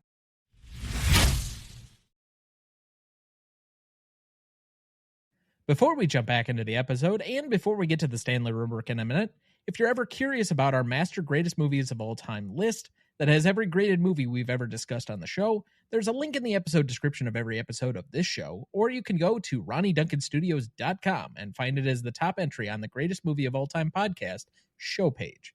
That has the grades we've done so far for all 237 movies we've graded, and we continue to add more each week. Make sure to check that out as we go and follow along. Dad, do we have anyone to remember this week? Yes. John Edwards, 80, American Hall of Fame singer, lead singer of the Spinners, Songs, Rubber Band Man, and I'm Working My Way Back to You, Babe.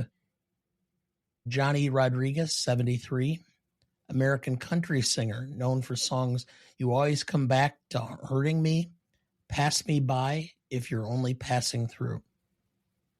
Rosanna Norton, 80, American costume designer, worked on the movies Tron, Carrie, Airplane, Badlands. Milena Brandau, 11, Brazilian actress and model, known for the Netflix show Sintonia. Greg Canham, 73, American makeup artist, worked on the movies Bram Stoker's Dracula, Mrs. Doubtfire, The Curious Case of Benjamin Button, 4-time Oscar winner. James Foley, 71, American film director, worked on the movies Glengarry Glen Ross, Who's That Girl, 50 Shades Freed and Darker. We also have some late additions to the In Memoriam today. We have Steve Peppoon, 68, American TV writer, known for his work on The Simpsons, Silver Spoons, which was his first TV credit, Alf, The Gary Shandling Show, and for creating the Nickelodeon animated comedy The Wild Thornberrys, which I remember as a kid. He was also an Emmy winner for, I believe, his episode of The Simpsons that he submitted. We have Samuel French, 45, American actor, known for his work on the movies Killers of the Flower Moon and the about to come out, apparently, Towpath, which will be his final screen presence. And he was also on the TV show Fear of the Walking Dead. And then finally, probably the most recognizable name to cinephiles. Unfortunately, this afternoon, Robert Benton, 92, American screenwriter and director, passed away. He's known for writing Bonnie and Clyde, Superman, Places in the Heart, and What's Up, Doc. He also directed the Oscar-winning Best Picture of 1979, Kramer vs. Kramer. He was also director on The Late Show and Nobody's Fool, 3-time Oscar winner. Wow, that's quite a list. That's a lot of loss there. Absolutely. And some of these in some rather horrific fashion that I'd rather not go into, but definitely just, we have Emmy winners, we have multiple time Oscar winners, we have people that are representing different parts and different guilds all over the place throughout the industry. And it's just a great collection of talent this week. I know that we didn't have anybody for In Memoriam last week, and that's partially why we have such a bigger list this week, but when it rains, it pours sometimes.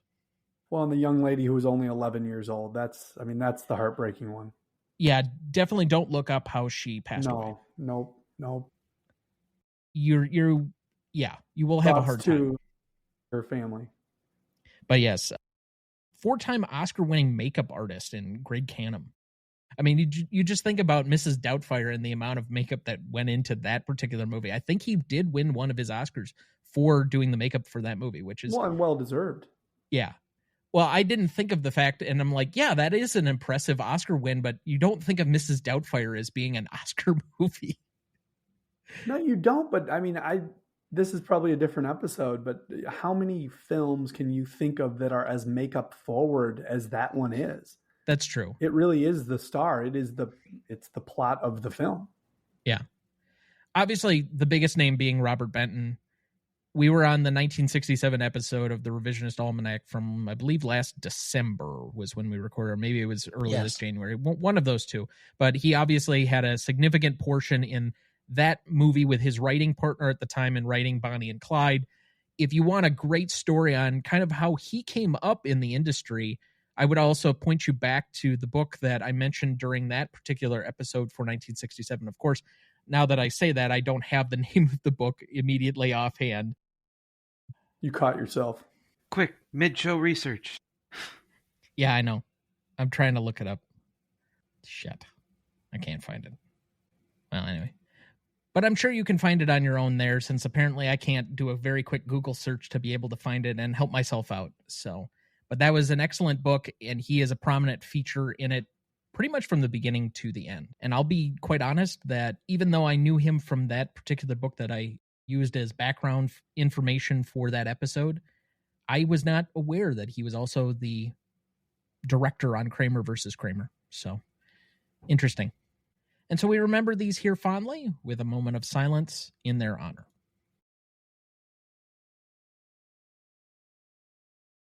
Thank you. All right, let's move to best funniest lines. This line has already been mentioned once today, but I will take the obvious one off the top. It's a trap. That was pretty good. I like that. We're going to round robin this? Yeah. Yes. Anything basically written for Han Solo kind of becomes funny with Harrison Ford's delivery. But I always love when he went, my vision's getting better. It's gone from a big dark blur to a big light blur. Just a little bit higher. Just a little bit higher. Billy D, as he's hanging on, and Han Solo coming off his blindness is about to shoot the tentacle. Yeah, but doesn't that just speak to Han's overconfidence? I mean, it's just unbelievable. He's willing to point the weapon at his own friend. I love that. Luke, Master Yoda, you can't die. Yoda, I am strong. I am with the Force, but not that strong. That was also pretty good. Han Solo, how are we doing? Luke, same as always. That bad, huh? I always love the conversation between Luke and Han. Luke says, yeah, I used to live here. And Han says, you're going to die here. It's convenient. I'll go with the wordless conversation between Han and Leia at the door as she shows him the blaster and he says, I love you. So, semi-wordless. Yoda, remember, a Jedi's strength flows from the Force, but beware anger, fear, and aggression. The dark side they are. Once you start down the dark path, forever, it will dominate your destiny. Luke, do not underestimate the power of the Emperor or suffer your father's fate you will. Luke, when gone I am, the last of the Jedi will be you. Luke, the Force runs strong in your family. Pass on what you have learned, Luke. There is another Skywalker. At least I know why you wore green today. Darth Vader, you underestimate the power of the dark side. If you will not fight, then you will meet your destiny. Han Solo, I don't know, fly casual. Don't look like you're flying casual. Yes, thank you. Good. Let the hate flow through you. Yeah. Every time. Luke, I will never turn to the dark side. You failed, Your Highness. I am a Jedi, like my father before me. So be it, Jedi. Okay. Sorry, you were about to steal mine, so I piggybacked it. I'm out. You guys did a great job. I'm out. I mean, I've said it before many times, but it bears repeating. You'll find many of the truths you cling to depend greatly upon your own point of view. C-3PO. It's against my programming to impersonate a deity. I'm not sure if this counts, but in all versions of the movie, there is a Ewok that says, that guy's wise, to one of C-3PO's lines, and it catches me every time and I laugh. The Emperor. And now, young Skywalker, you will die. I think that's it. But did you know that It's a Trap was not originally the line? That's correct. It's a trick. Trap's way better. Well, Who changed it's a trick tested terribly in the precursor audiences. Yeah. So they changed it. Luke, soon I'll be dead and you with me. Perhaps you refer to your imminent attack of your rebel fleet. Yes, I assure you, we are quite safe from your friends here. Your overconfidence is your weakness. Your faith in your friends is yours. And finally, Luke, I'll not leave you here. I've got to save you. Anakin, you already have, Luke. All right. So let's move to the Stanley rubric. That is the only thing remaining. Legacy is up first. This is a measure of the legacy of the film approximately 5 years after it came out, so roughly 1988 to today. What is the legacy of this film as shared between the audience and the industry? 5 and 5 points each for a total of 10. Dad, would you like to go first or second? I'll go first. The industry is a 5 because they have continually looked for the whole concept of blockbusters, its impact, the fact that they've been able to do 6 sequels after this film. It's clearly the legacy is within the industry huge. For the public, I can't give it a 5 because even though present company excluded, I think that for the most part, this is the one of the 3 originals that the public has the less connection with yet. I think if you ask them to name Star Wars films, you're going to get Star Wars, you're going to get Revenge, you're going to get one of the other 6 before you'll get this one. So even though it does have resonance, I'm going to give it a 4.5, so a 9.5 overall. Okay, so I'm very similar to you, but I slightly inverted yours. I actually think the conversation is not about the audience, where I would have this at a 5, particularly because of the other trilogies, the OG trilogy, and this movie particular because it does have some quite obvious flaws, if you ask most people, are somewhat overlooked because they have much more controversial and polarizing feelings about, at first it was the prequels, and then definitely about the sequel trilogy. So I have that at a 5, but I have the industry at a 4. While we talked last week about the industry being a 5 because Empire really expanded the universe and gave Star Wars something that was much more marketable as a franchise potential, this movie is kind of piggybacking on that slightly. Like, we've already seen the trick of taking us to newer planets that explore stuff that we haven't seen before. We make a return trip to Tatooine. We get the forest moon of Endor, but that's not that unusual compared to the jungle swamps of Dagobah or the ice planet of Hoth. Those were much more extreme than just a forest moon. We get a second Death Star. So to me, you take in that aspect as well as the fact that critically, I think this has the lowest scores by far of the original 3. And even though it did well and it was successful, I think it's lumped in with all 3 as a complete because this is the bookend. And so it's looked on favorably in relation to the other 2. And then in comparison to the other 6, or I guess technically it's other 8. But it's not, if you were to take this as a standalone film, I still think the industry gives it some slight caveats.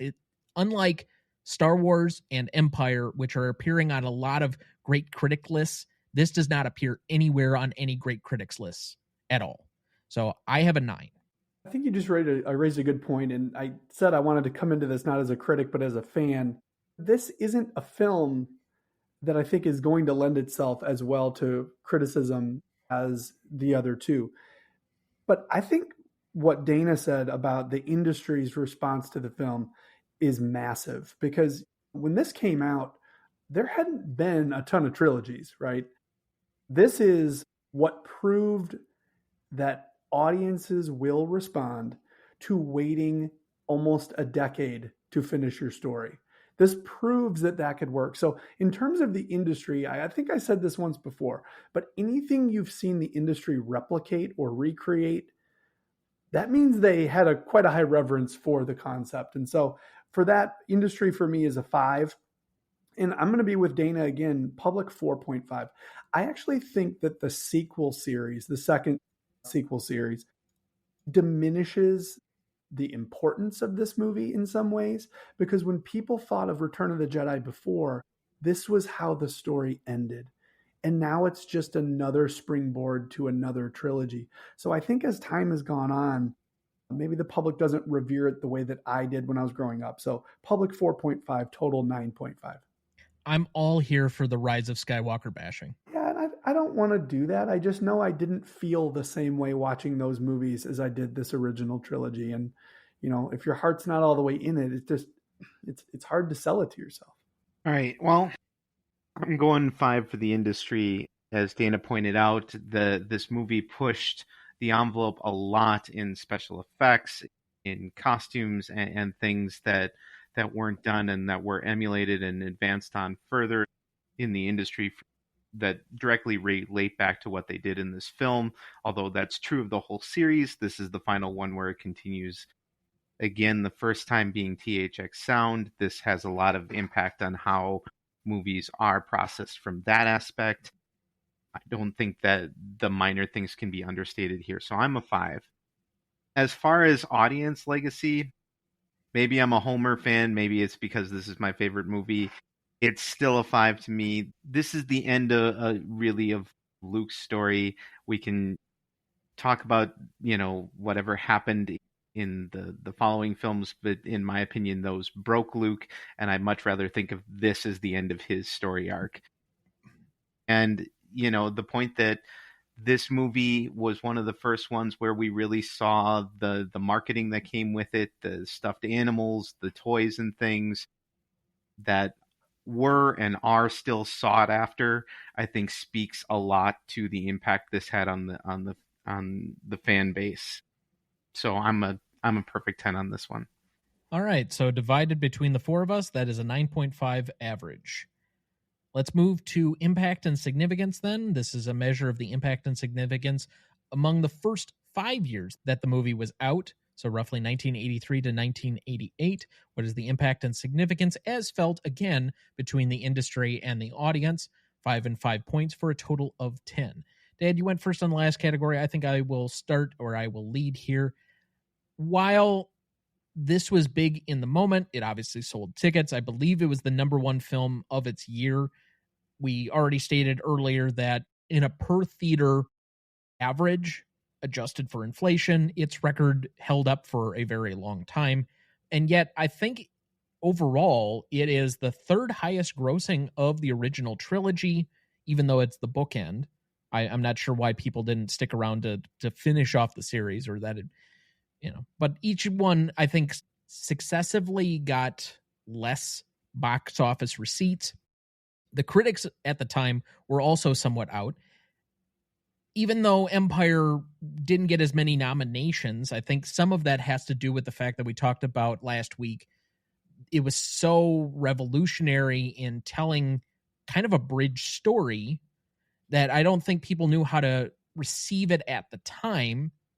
And so you would have thought that the ending conclusion, the resolution of all of this would have gotten more, but it only got nominated for 4 things. And then, of course, won a special effects honorary Oscar because they didn't really have a special effects category yet to give to Star Wars, which basically I think the category was made in the wake of Star Wars.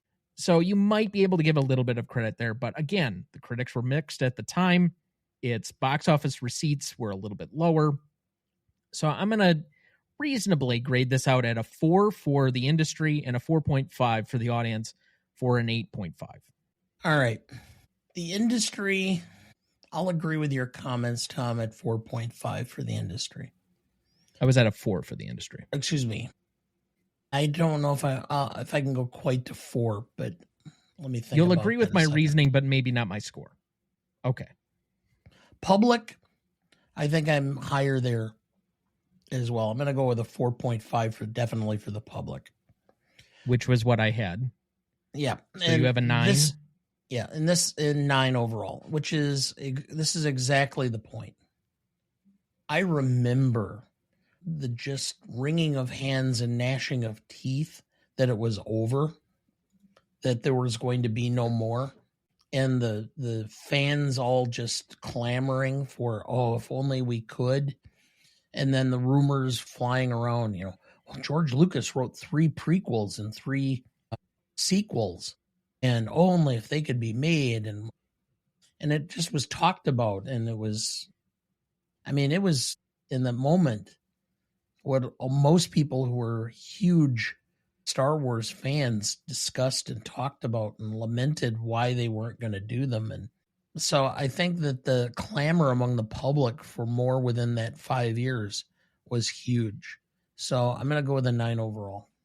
Yeah, let's look at impact and significance through the lens of industry to begin with. I don't think you can separate this film from the other two when you look at impact and significance, because this film is a product of the entire trilogy. Let's just face it, right? This is the most influential trilogy of movies of all time. And this was the last bite at the apple that the industry had. And there's a reason why so much of this trilogy we see exist in other trilogies. They went on to make all the other movies that we talked about. So industry's a 5. This has got to be a 5 for me. Now, public, I think it's so funny that we're talking about 1983 and we're saying, well, it only made $475 million, which is $875 adjusted for gross. We are celebrating Sinners right now because it just crossed $280 million in the global box office. Sinners. I don't think those are reasonable arguments where we're at a completely different category. Like, if you want to talk about us celebrating a movie that crossed 200 million like 10 years ago, I'd be much more in that category. But there's a reason why Sinners is a big deal right now, because we don't have a lot of movies crossing that barrier. And that's my point, is like, just to look at where we were and where we are. And it's not an apples to apples comparison either, because Sinners is rated R and Sinners is a horror film. And Sinners is not the last movie of a trilogy. It's a completely independent concept. But just the money that this movie made, and for that to come in third, I don't know. I think the public response was still really good. And those are just tickets sold. That isn't the toys. And I had a lot of the toys and the stuffies and all of that kind of thing. So I don't think we should undersell what a phenomenon this was. Because if it were a bomb, we wouldn't have so much of this recreated. So I'm going public 4.5. Impact and significance total is 9.5. I was less on this until, Tom made his point about this movie generally sparks a new Oscar category. So I'm going to have to say, if by the creation and execution of your film, you basically get an Oscar category made in response, that's got to be a 5 for industry. As far as the audience, I'm going to go with a 4. There was some divide even at the time about Ewoks. It was panned a little bit. It wasn't as big or as revolutionary as the other ones were when they came out. And so I think it's not quite as impactful audience-wise, even though we love it. So I'm a 4 there, so 9 overall. All right, and divided between the 4 of us, that's a 9 average. Let's move to novelty then. This is a measure of the originality of anything having to do with the movie and the execution of the movie overall. We award 5 points and 5 points for a total of 10 in this category as well. Mr. Freed, would you be so kind as to start us off? Yeah, I'm just going to simplify the math for you. I'm going to add 2 5s together and make it 10 because this movie looks amazing. It sounds amazing. In the 42 years since this movie's release, I don't think there's been a science fiction franchise to come even close. We can bring up Denis Villeneuve's 2 Dune films, which are both really good. James Cameron's Avatar films, 3rd one on the way, 4th one 2 years from now. I can hardly wait. Let's go, right? But all of that stuff happens because of the success of Star Wars. So in terms of novelty, this is a 10. Yeah, I'm fanboying here. It's a 10. Don't apologize for that. This is in so many ways a movie that deals with real life in a way, in a fantastical setting, and that's kind of new and novel. Like, you look at Star Trek, which is a sci-fi comparison that's contemporaneous, and it's wishful thinking in Star Trek. The world is idyllic, and they're dealing with, a government that is well run and everything's peaceful and kumbaya. And if you look at the world that is Star Wars, it's a mess, and it reflects real life in such a real way. And you have such growth with the characters and telling it, this real life story that everyone can relate to in this fantastical setting is such a new concept that I don't see in any other movie series or any other sci-fi series. So it found a way to make the novel and the new relatable. So I'm a 10.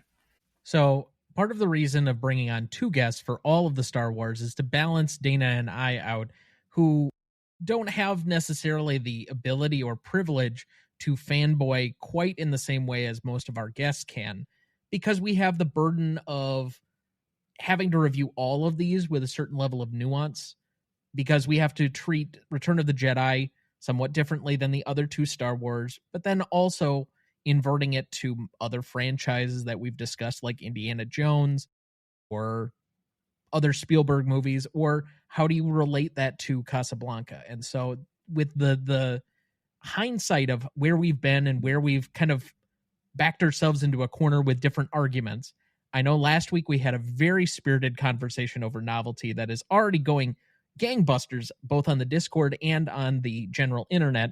I'm sure it will only pick up speed on TikTok and YouTube, as last week's episode of Star Wars did as well.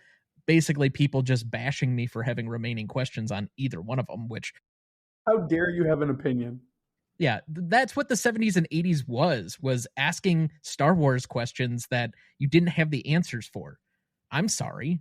Whatever. Anyway, going right at this, I will say that I will disappoint both of you greatly here in this moment.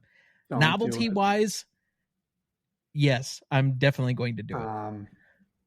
This is the third tread. I don't think there's anything grossly original about most of this movie because it's completing the loop. Look the Rancor in the eyes and say that. Okay. I'm looking right down the barrel at you, Freed. I don't want to hear this. Oh, I don't want to hear Okay, this well, number. then mute yourself for about the next 30 seconds, because for originality, I have a 2. It's not the least original thing that I've seen, but it is somewhat of a retread, and I just don't find it to be all that special on that front. And on an execution front, I think some of the graphics compared to like Empire, and I held this against the original Star Wars as well, while they were good in the moment, Empire to me looks so much better than the other two movies. And I'm not sure why. And there are moments in this that are great, but when they're doing the speeder bikes, I have some problems. When they did the cutscenes at the end, it looks really dated graphics. I don't know. I'm at a 4 on that. George Lucas's birthday, Tom, and this is the energy you're bringing? No, because this will come out a week after his birthday. On his birthday, we already placed Empire at number 1 on the GMOAT list. So I've done my service here. On this one, I have a 6 for Novelty. I'm sure George Lucas is crawling into bed tonight and going, oh, I just had this vision. Tom Duncan doesn't think my Return of the Jedi is novel. God, my life is over and meaningless. And then he sleeps on his $4 billion. I don't know if you noticed this, Tom, while you were talking, but both Adams were giving you the Paddington Bear hard stare. We were both very disappointed in what you just had to say. I prefaced it by saying you were both going to be disappointed in me. And you were correct. Absolutely correct. That hurt my heart. Balances out your undistinguishable tens. I'm gonna hurt your heart, but I'm at least will redeem myself in comparison to Tom. That's fine. Okay. Originality. There Again, this is the third in a series. There's so much of this that's just recycling of Westerns from the 50s and 60s, except putting it in terms of, outer space. There's nothing unique or original about some of the arrangements and how things were being done. So I'm giving it a 3. I'm giving it higher marks than what I should probably, because at least they came up with new concepts because of it being outer space. The execution, it's well done. Special effects are better. But I think there's some flaws in this movie, and you kind of wonder why things happen certain ways, and there's some plot holes and other things. So I can't go with execution being a 5. So I'm going with a 4. So I'm at a 7. I mean, that's better than your son, but I'm very disappointed in both Duncans right now. I understand, but again, it's just a common theme, which is people are less disappointed in me. That's fine. I really don't care. All right. Divided between the 4 of us, that is an 8.25 for Novelty. Classicness. Let's let Vanderwerff start us off this time. This is a category that is very difficult to define, but it really boils down to, has the movie aged well or not? And maybe was it ahead of its time? So this is where, to me, some of the things Dana was talking about, the plot holes, some of the things that the execution falls a little flat, where I get the detraction, because it doesn't make it an all-time, if I'm thinking about movies that are classic movies that are universally good cinema, this just doesn't necessarily meet that criteria as much as I fanboy about the rest of it. And so, because there are plot holes, because the whole Leia is Luke's sister thing was a rewrite because they didn't want to make any more movies at the time, and it feels forced. For that reason, I'm only an 8 on this one. Yeah, I think in this category, 8 is actually pretty respectable. Love the point you just brought up. When you stack Return of the Jedi up against other classic films, this isn't the best of the original trilogy from a critical perspective, and this is where I do need to be a critic. I also think that there was probably not enough reason to stuff Leia into the bikini, so I don't think that has aged maybe as well as it could have. Now, I know that was a great awakening for a lot of Star Wars nerds out there, but I also think that looking back on it, what that character meant to people and what she meant to young women, and then to have her stuffed in that way in this third film, I just don't know if it was necessary. I'm going to go 8.5 on classicness. Still love it. I love watching this movie again and again, but it does feel at times like there's moments that we say, oh, well, this isn't as strong as moments in some other films. Dad, this usually seems to be your favorite category of all 6. Do you want to go here, or do you want to wait for me? Go ahead. Okay. It's a yin and a yang. Okay. Because we have, at the moment in time, Carrie Fisher actually having a more, developed role and being more assertive and, but at the same time, as Freed indicated, she was more sexualized by the bikini. So it kind of undercut the advances she made in other aspects of the film.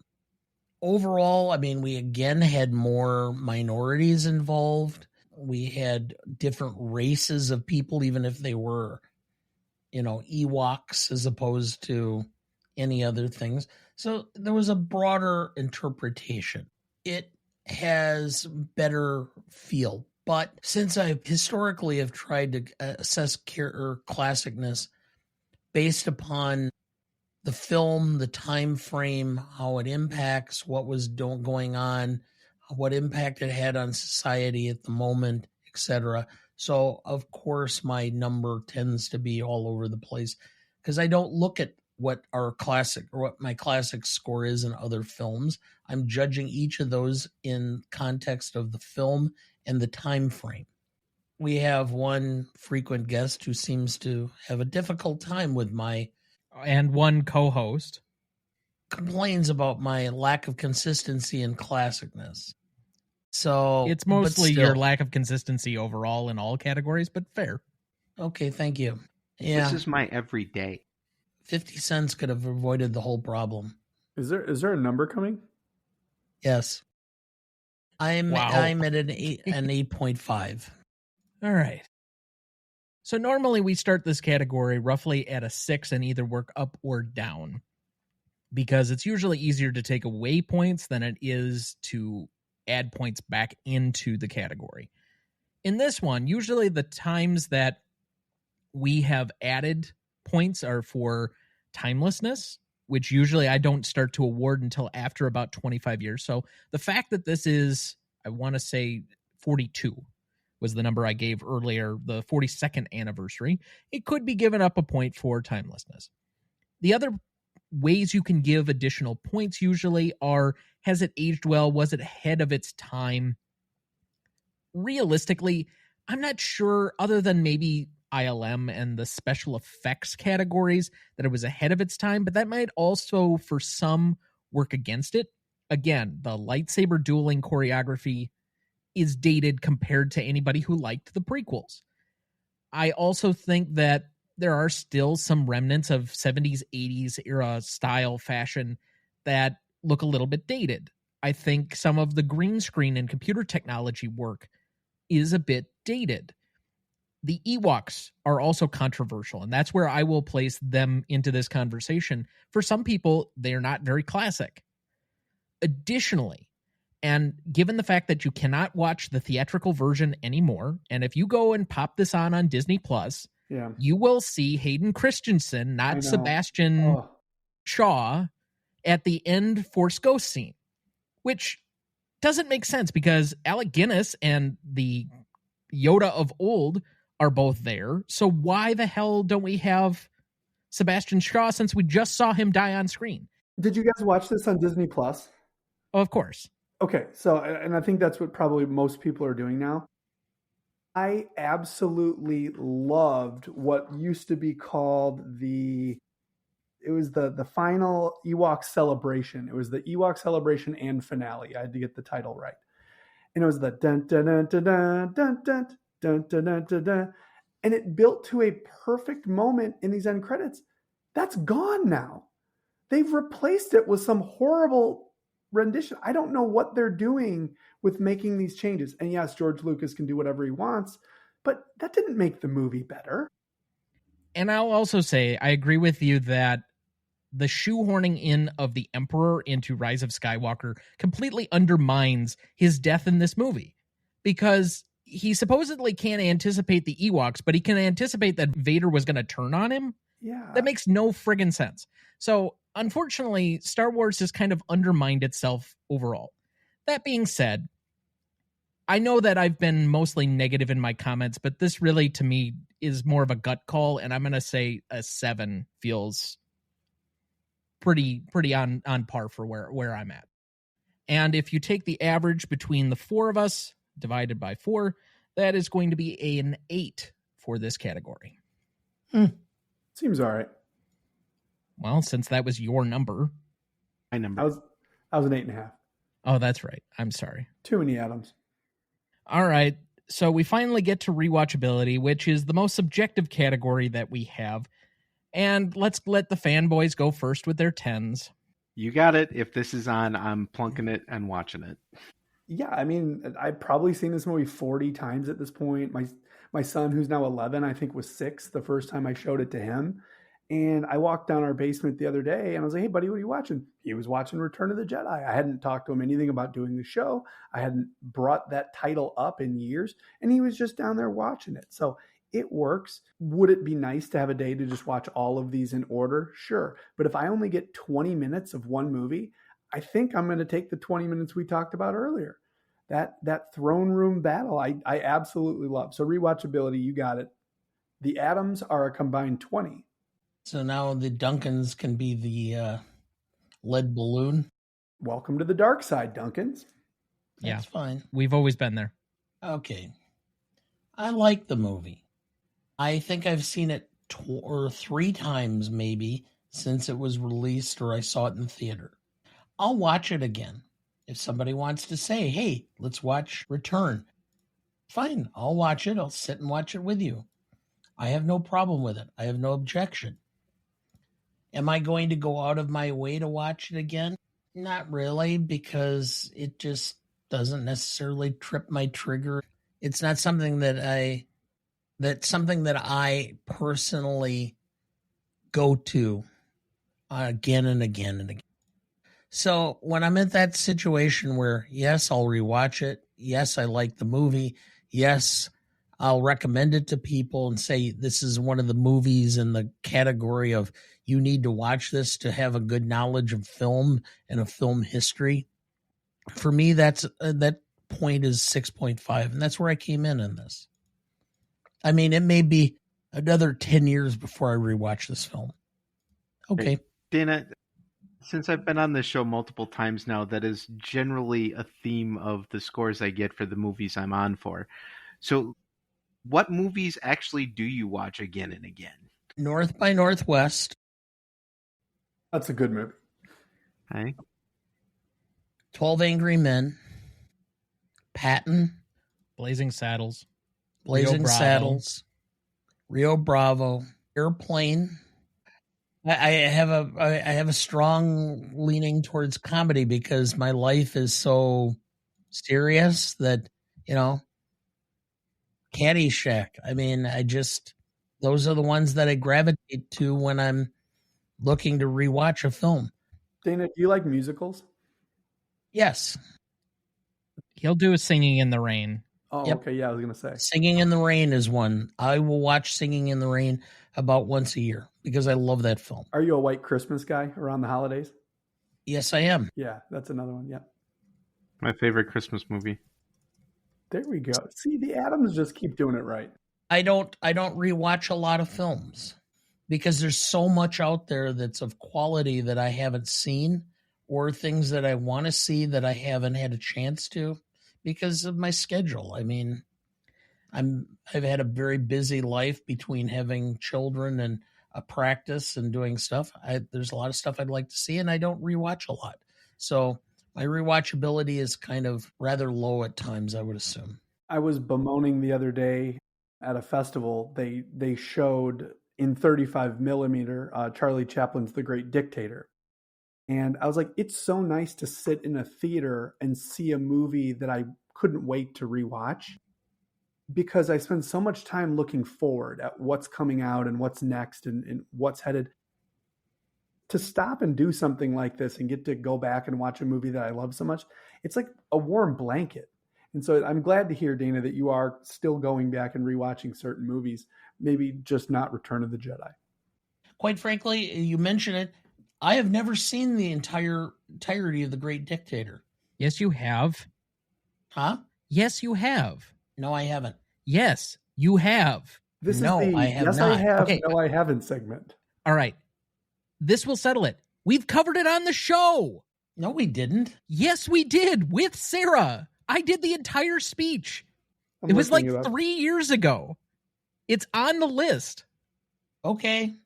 I don't remember watching That's it. not important. You claimed you had not, and I can offer verifiable proof because it's on the internet that you did.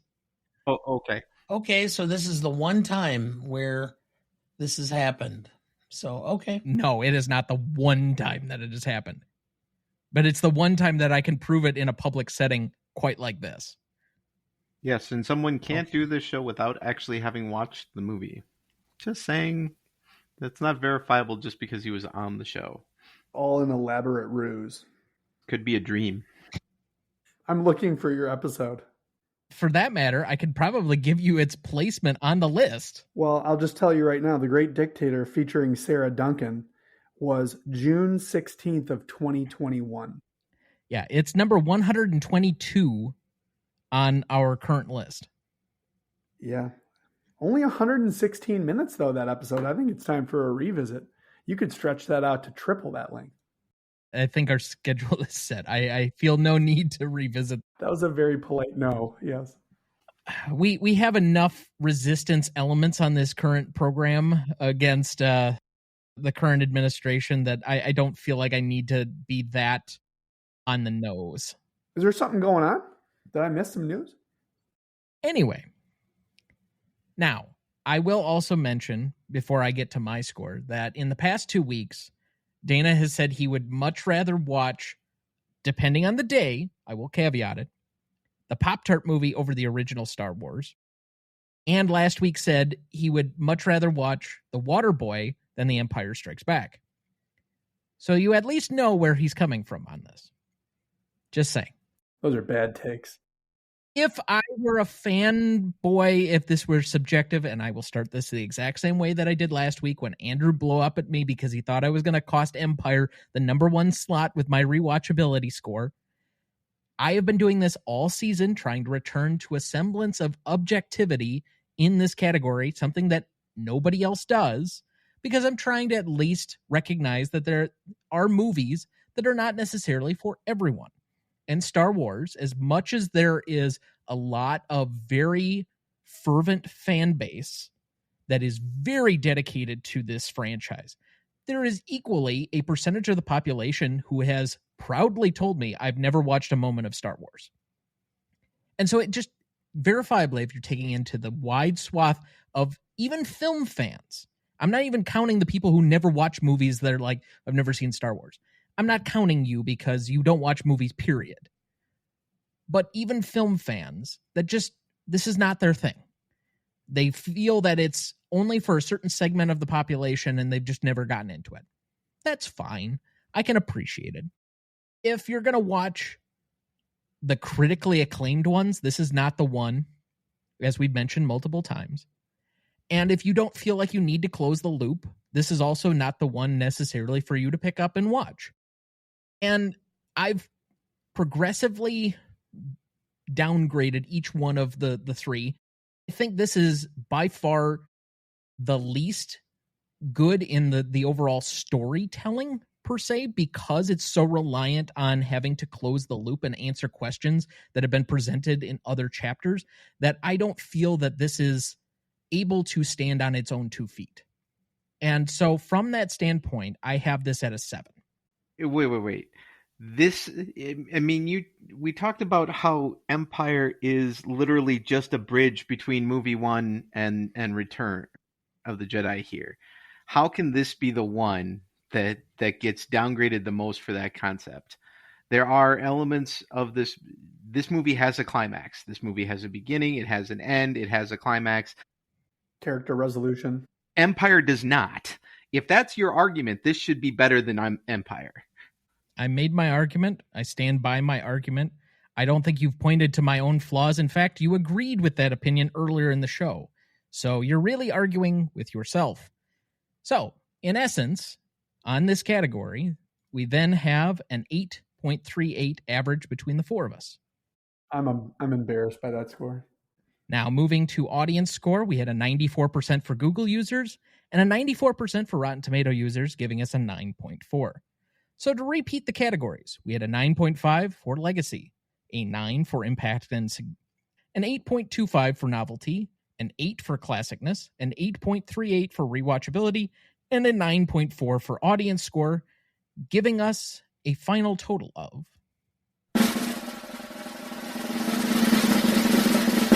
52.53, and currently placing it on our list at number 22, just 0.02 or 0.02 of a point behind The Matrix, and a single point ahead, or I guess a single 1/10 of a point ahead of A Few Good Men.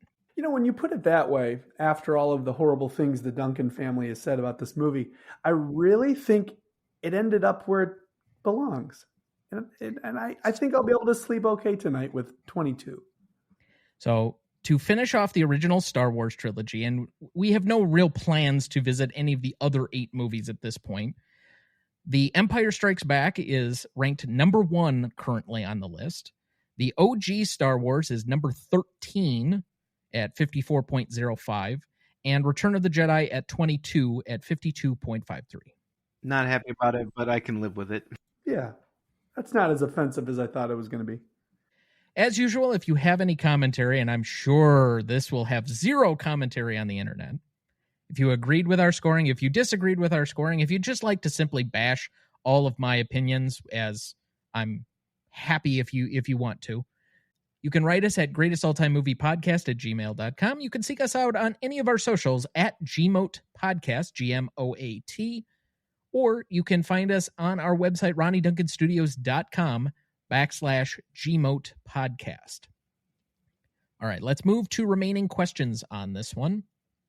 The first one that I have for us, again, why would Lucas put the prequel Anakin in the movie but leave Alec Guinness and the puppet Yoda?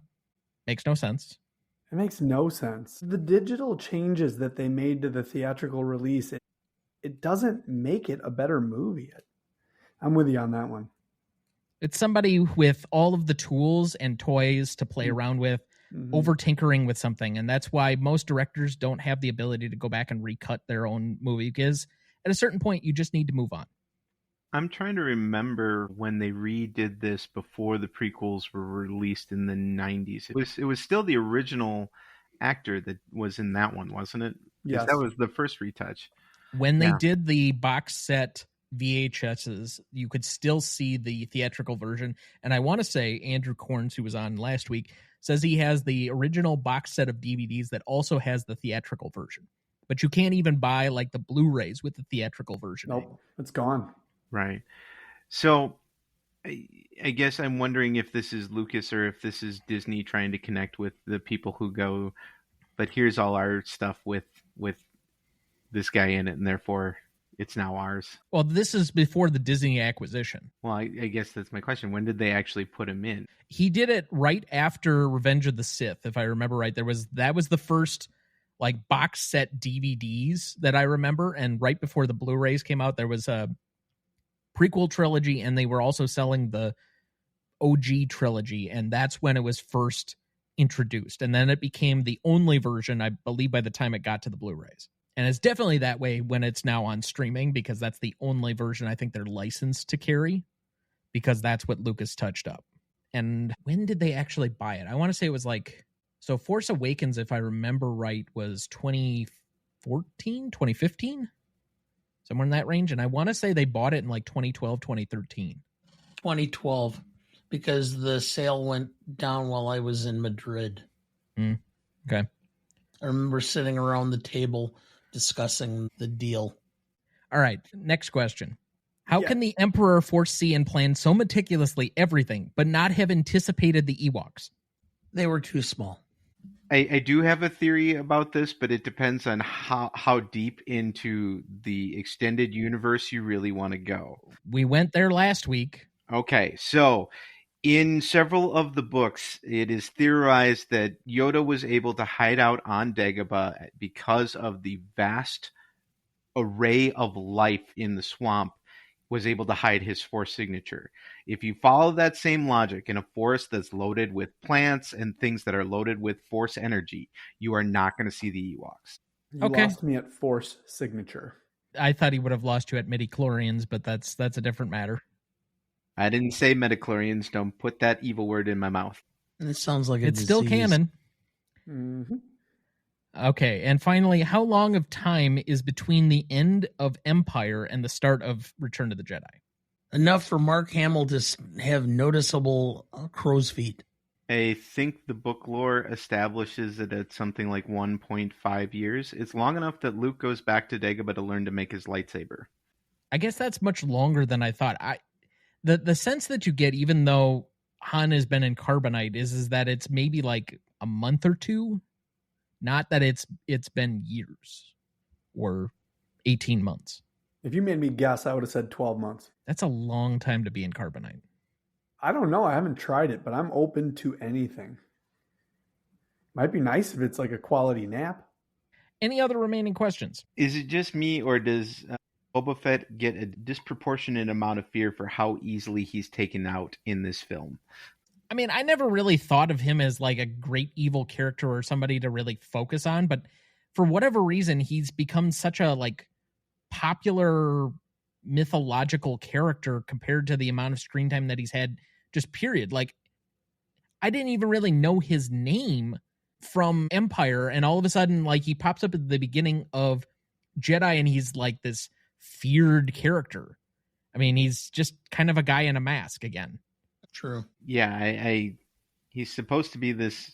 He's the one who actually tracked them. He was an effective bounty hunter all along, and then when it comes time to actually put the rubber to the road and catch, Luke on the skiff, he's defeated in 2 seconds.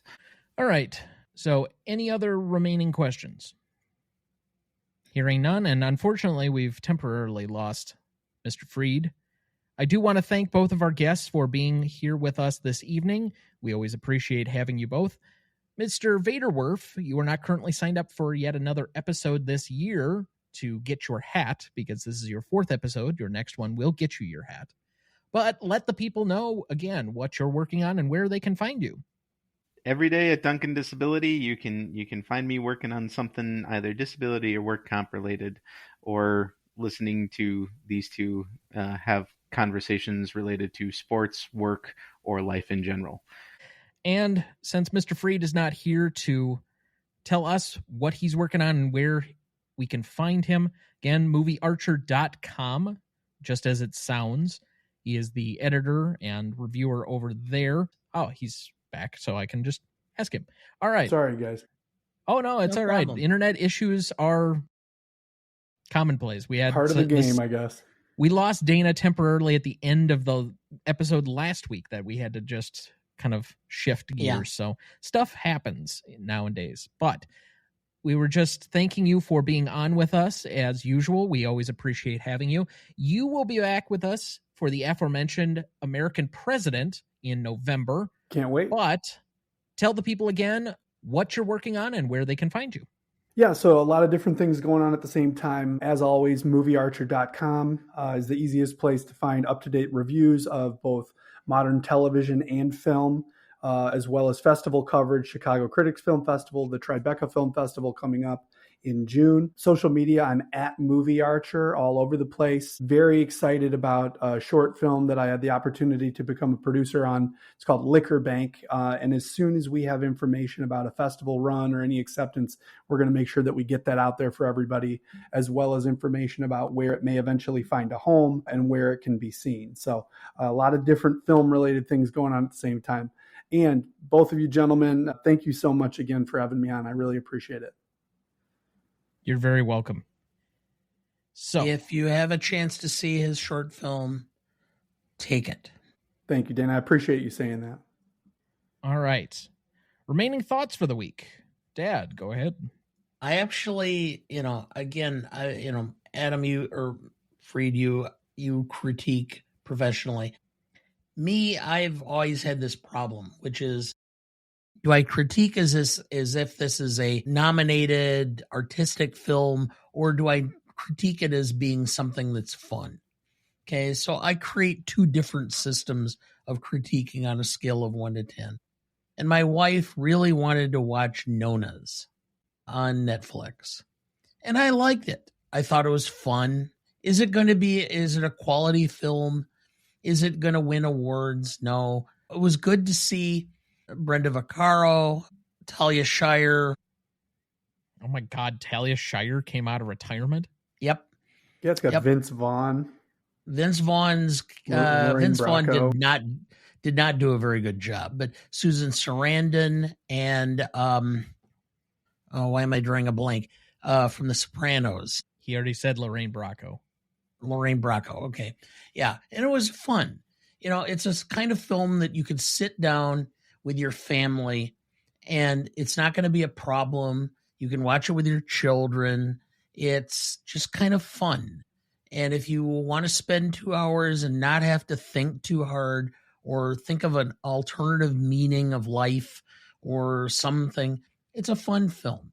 So I would recommend people, if they're just looking for something light, entertaining, just, it's on Netflix.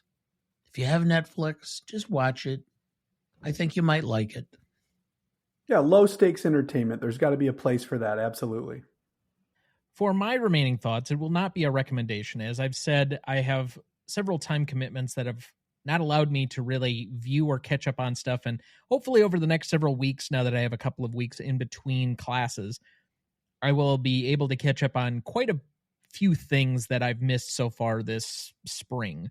But in order to satisfy a very dear friend of mine, that would be Andrew Corns of the Revisionist Almanac, who specifically asked on the Empire episode, and then we completely forgot because I said Dana doing a live script read of that much of a monologue was going to be near impossible.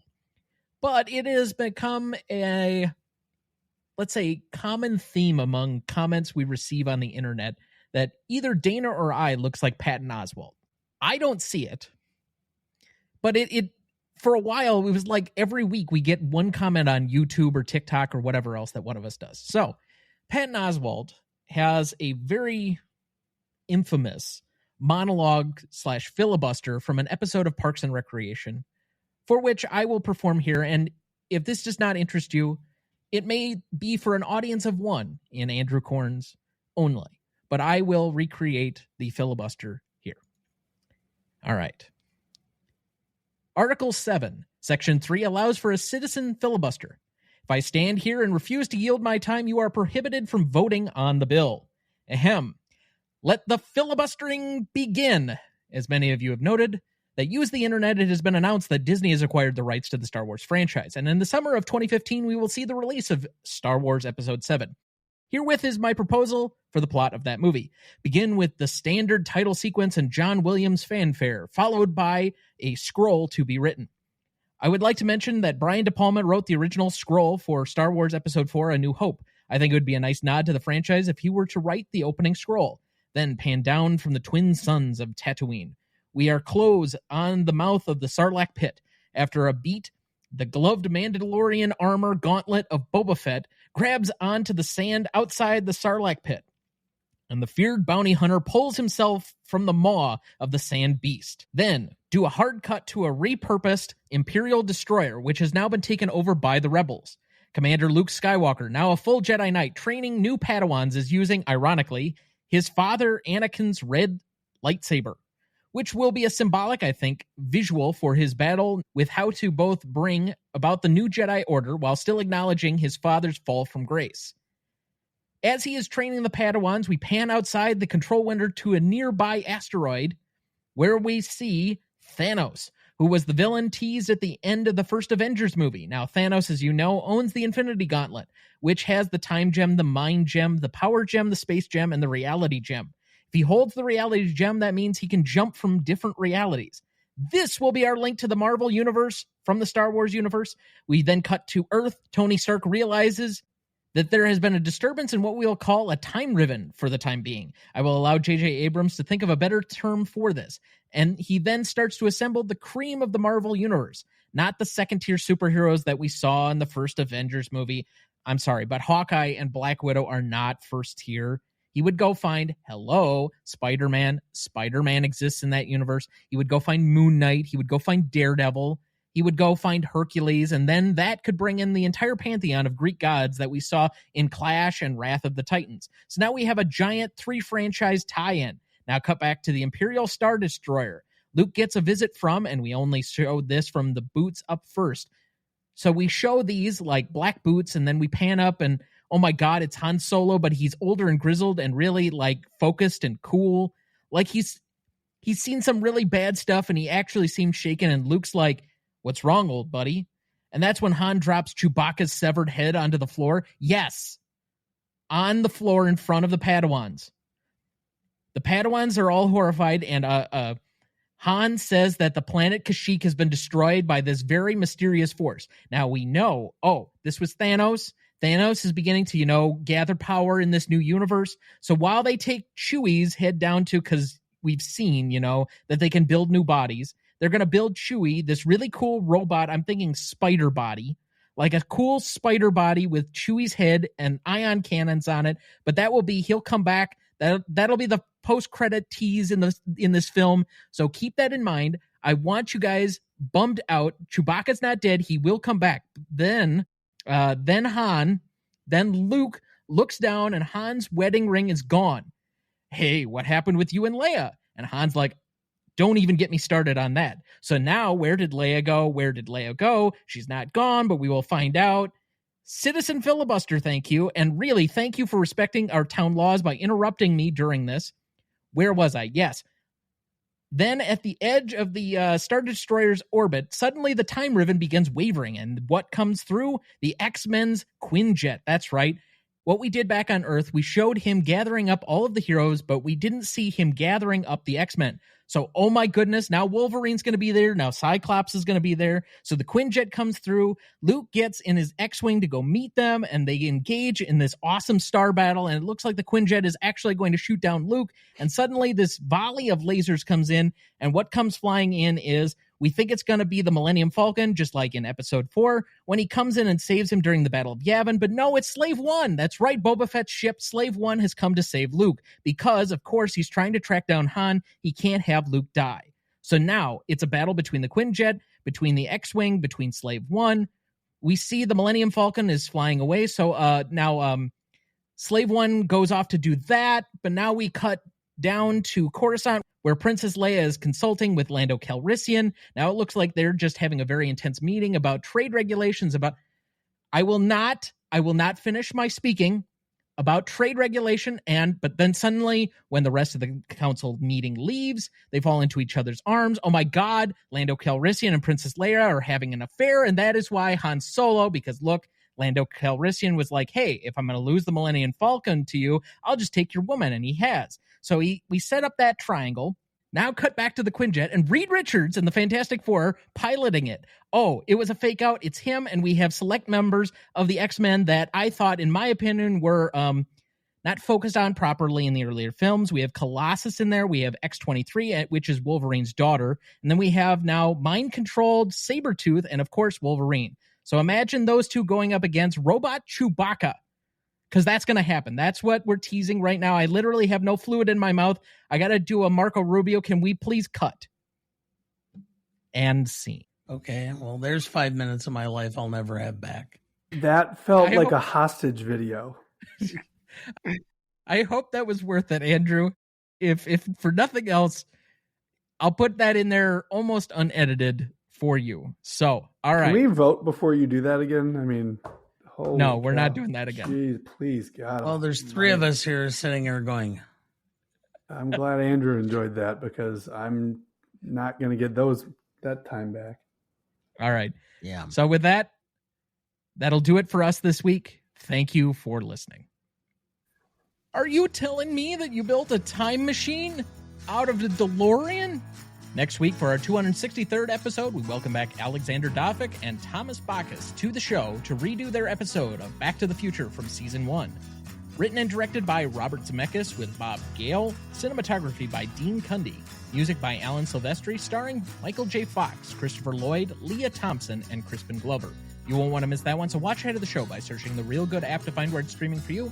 That's REELGOOD. Please like, follow, rate, and review, or whatever on whichever platform you have so that more can join in our fun. You can also email the show at RonnieDuncanStudios.com or at GreatestAllTimeMoviePodcast@gmail.com, or find us on YouTube, Instagram, Twitter, Letterboxd, or TikTok at the handle @GMOAT. The Greatest Movie of All Time is a production of Ronnie Duncan Studios. Our show is mixed, edited, and written by Thomas Duncan. Our music is thanks to Purple Planet Music. Our distributor is Captivate FM. Our technical provider is Riverside FM.